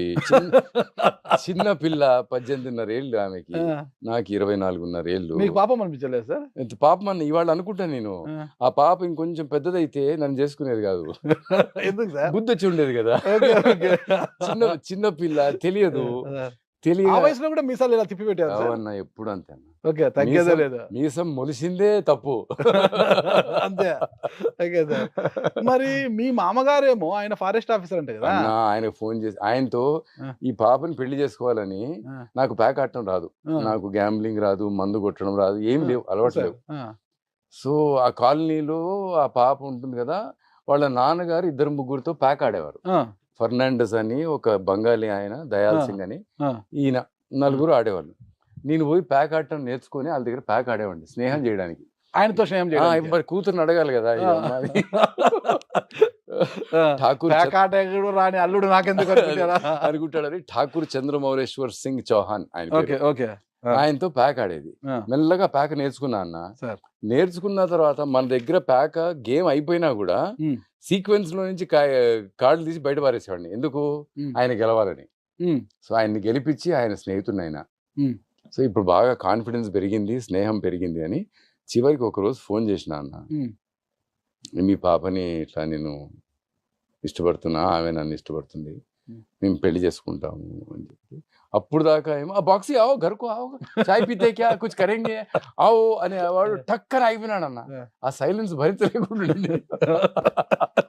నిశ్శబ్దం ఎంత భయంకరంగా ఉందో అప్పుడు తెలిసింది. అప్పుడు ఆగింది. అమ్మ ముందే ఠాకూరు బందూకులు ఉంటే ఈ లొల్లి ఎందుకు రా వారికి అన్న సిచ్యువేషన్ లో ఒక్కటే మాట అన్నాడు, హమ్ ఠాకూరు సహి షాదీ కడతా. వారు నా కొడకు, ఇన్ని రోజులు ప్యాక్ ఆడి ఇన్ని డబ్బులు పోగొట్టుకొని ఇంత సేవ చేసి నీకు బియర్ బాటిల్ పక్కన పెట్టి ఏం తప్ప బయట చేసినావు అనుకున్నా గానీ ఆయన ఒప్పుకోలే. ఇంక అప్పటి నుంచి కూతుర్ని తన జీపులోని తీసుకుపోయేది, తన బండిలోని తెచ్చేది అయింది. అయినా కూడా మేనేజ్ చేసి ఒక రోజు దసరా నెక్స్ట్ డే ఆ పాపకి ఏమో స్కూల్ కాలేజ్ లేదు కానీ కాలేజ్ ఉందని అబద్ధం చెప్పి వాళ్ళ నాన్న కాలేజీలో దించినాడు. ఏమమ్మా ఎవరు లేరు కాలేజీలో అంటే, నేను లైబ్రరీలో చదువుకుంటానని అబద్ధం చెప్పి ఆ టైంలో నేను పోయి ఎత్తుకెళ్ళి రాజశేఖర్ అన్న దగ్గరుండి ఆ పెళ్లి చేయించినాడు. నా పెళ్లి రాజశేఖర రెడ్డి గారు ఎత్తుకెళ్ళా సార్? ఇంటికాడనే ఉన్నాడు. ఆడగా గుడికి రాలేదు. ఏ గుడికి సార్? ఏ గుడికి వెళ్ళారు? గుడి మల్కాపూర్లో రామాలయం, వెంకటేశ్వర ఆలయం ఉంది, అక్కడ చేసుకున్నాను. మీరు వెళ్ళి రాజశేఖర రెడ్డి గారికి చెప్పారా? రాజశేఖర్కి ఆల్రెడీ ఇన్ఫార్మ్డ్, రిజిస్ట్రార్ ఆఫీస్కి ఆల్రెడీ ఇన్ఫార్మ్డ్, కాగితాలు రెడీ, అన్ని రెడీ అయిపోతున్నాయి. వెనకాల బ్యాక్గ్రౌండ్ వర్క్ అయిపోతుంది. మీ మామ బందుకు పట్టుకొని మీ వెంట తిరిగాడట కదా? కాలర్ పట్టుకున్నాడు అన్న. ఇంటికాడికి వచ్చి రాజశేఖర్ అన్న అక్కడే నిలబడినాడు. వచ్చి ఆయన ఊగిపోతా అన్నాడు కోపంతో. ఎట్లా అన్న, ఠాకూర్ చంద్రమౌళేశ్వర్ సింగ్ ద్వితీయ పుత్రిక ఠాకూర్ శారదా సింగ్ చౌహాన్ ఎత్తుకొచ్చినాం మనం. వాళ్ళకైతే గుర్రాలు ఉంటాయి, మరి గుర్రాలు ఉండేవి. మొండి ధైర్యం ఏంటి సార్ అసలుకి? ఆయనతో బంధువులు ఉంటాయని తెలిసినా కూడా ఒకవేళ ప్రేమ పిచ్చిదా కాదన్న? ఏం బాగా చెప్తావు, ఎంతమంది పిల్లలు అట్లా చేస్తా ఉండలేదు. ఇప్పుడే అట్లా వచ్చి ఆయన కాలర్ పట్టుకొని అంటే రాజశేఖర్ సంస్కారవంతంగా చెప్పిండు, కానీ అబ్బా ఆయన కోపం కానీ అని చెప్పినాడు. కూతురు ఆయనకు కూడా ఉంది కదా, ఎవరైనా చేస్తే ఏడ భరించేది. కాసేపటికి అప్పటి ప్రేమలు చాలా పవిత్రంగా ఉండేది సార్. ఇప్పుడు ప్రేమించడము ఎంత సులువైపోయిందో విడిపోవడం కూడా అంతే సులువైపోయింది సార్. ఇప్పుడు ఈ కల్చర్ ఏంటి సార్? కాలం ఎట్లా నిర్ణయిస్తుంది అన్న, మంచి ప్రేమ చెడ్డ ప్రేమ? మనిషి చెడ్డోడు అంతే. ఆడపిల్ల అయితే చెడ్డది కాదు కానీ మగాడైతే చెడ్డోడు. ఫైనల్ గా ఒకటే ప్రశ్న సార్, 2024 ఎన్నికలకు జగన్మోహన్ రెడ్డి గారి కోసం రామ్ సార్ పని చేస్తున్నారా? చేయను, సినిమా చేసుకుంటా. కారణం గెలుస్తున్నాడన్నా, ఇంకేముంది. అంతేనా సార్? సరే ఈ ఏడాది తెలంగాణలో జరగబోయే ఎన్నికలకు సంబంధించి మీ సోదరు శరీరంలమ్మ గారి వెంట నడుస్తున్నారా లేదా? లేదు, సినిమా చేసుకుంటా. సినిమా ఏంటి సార్? సినిమా సినిమా సినిమా అవతల సోదరుడు ఇతర సోదరి కష్టపడుతుంటే సినిమా ఏంటి సార్? అయిపోతారన్న, వాళ్ళే అయిపోతారు. వాళ్ళే వాళ్ళు అయిపోతారు. రాజశేఖర రెడ్డి మీ పిల్లలు. పబ్లిసిటీ మీ యాడ్స్ ఏం అంత లేకుండా. పెంట ఏం అవసరమే లేదు. రాజశేఖర రెడ్డి లేదు. పిల్లలు అన్న వాళ్ళు. ఇప్పటికీ छोड़ के रख देंगे ये दुनिया ये हस्ती कुछ भी बीच में आ అంతే. जाए. ఇప్పుడు బాబు గారు పవన్ కళ్యాణ్ బీజేపీ 3 ఏకమవుతున్నాయి కదా సార్? కావాలన్నా ఆ. 3 జడగట్టాలంటే 3 కావాలి కదన్న. అంతే అంతే. కానీ తల మాత్రం జగన్ రెడ్డిదే. అంతే. Super sir. తిప్పండి మీసం సార్. తీపిరా సార్. వద్దులేరా, కండలు చూపించండి. కండలు చూస్తారు sir. Okay, thank you sir. మిమ్మల్ని Thank you. ఎక్కువసేపు నేను విసిగించదలుచుకోలేదు. అయ్యయ్యో, గాడ్ బ్లెస్ యూ అన్న. నువ్వు చాలా బాగా మాట్లాడినావు, మంచి సార్, విషయాలు అడిగినావు, సార్, ఇబ్బందికరమైన విషయాలు అడగల, సమాజానికి పనికొచ్చే విషయాలే అడిగినావు. సార్, సార్, నన్ను చూసి నువ్వు అడిగిన దానికి నేను చెప్పిన దానికి సార్, ఎవరికైనా నలుగురికి పనికొచ్చే విషయాలుంటే సార్, సార్, వాళ్ళ జీవితాలు బాగుపడితే సార్. సుమన్ టీవీ నడుపుతున్న సుమన్ అన్నకి, సార్. నాగరాజ్ అన్నకి sir. Thank you very much. Very sir, kind. Thank you sir. And all of you. చక్కని అవకాశం నాకు అందించినందుకు కూడా నేను ధన్యవాదాలు తెలుసుకుంటాను. Thank you sir. నమస్తే సార్. అన్న, బాయ్ అన్న. Bye. Thank you.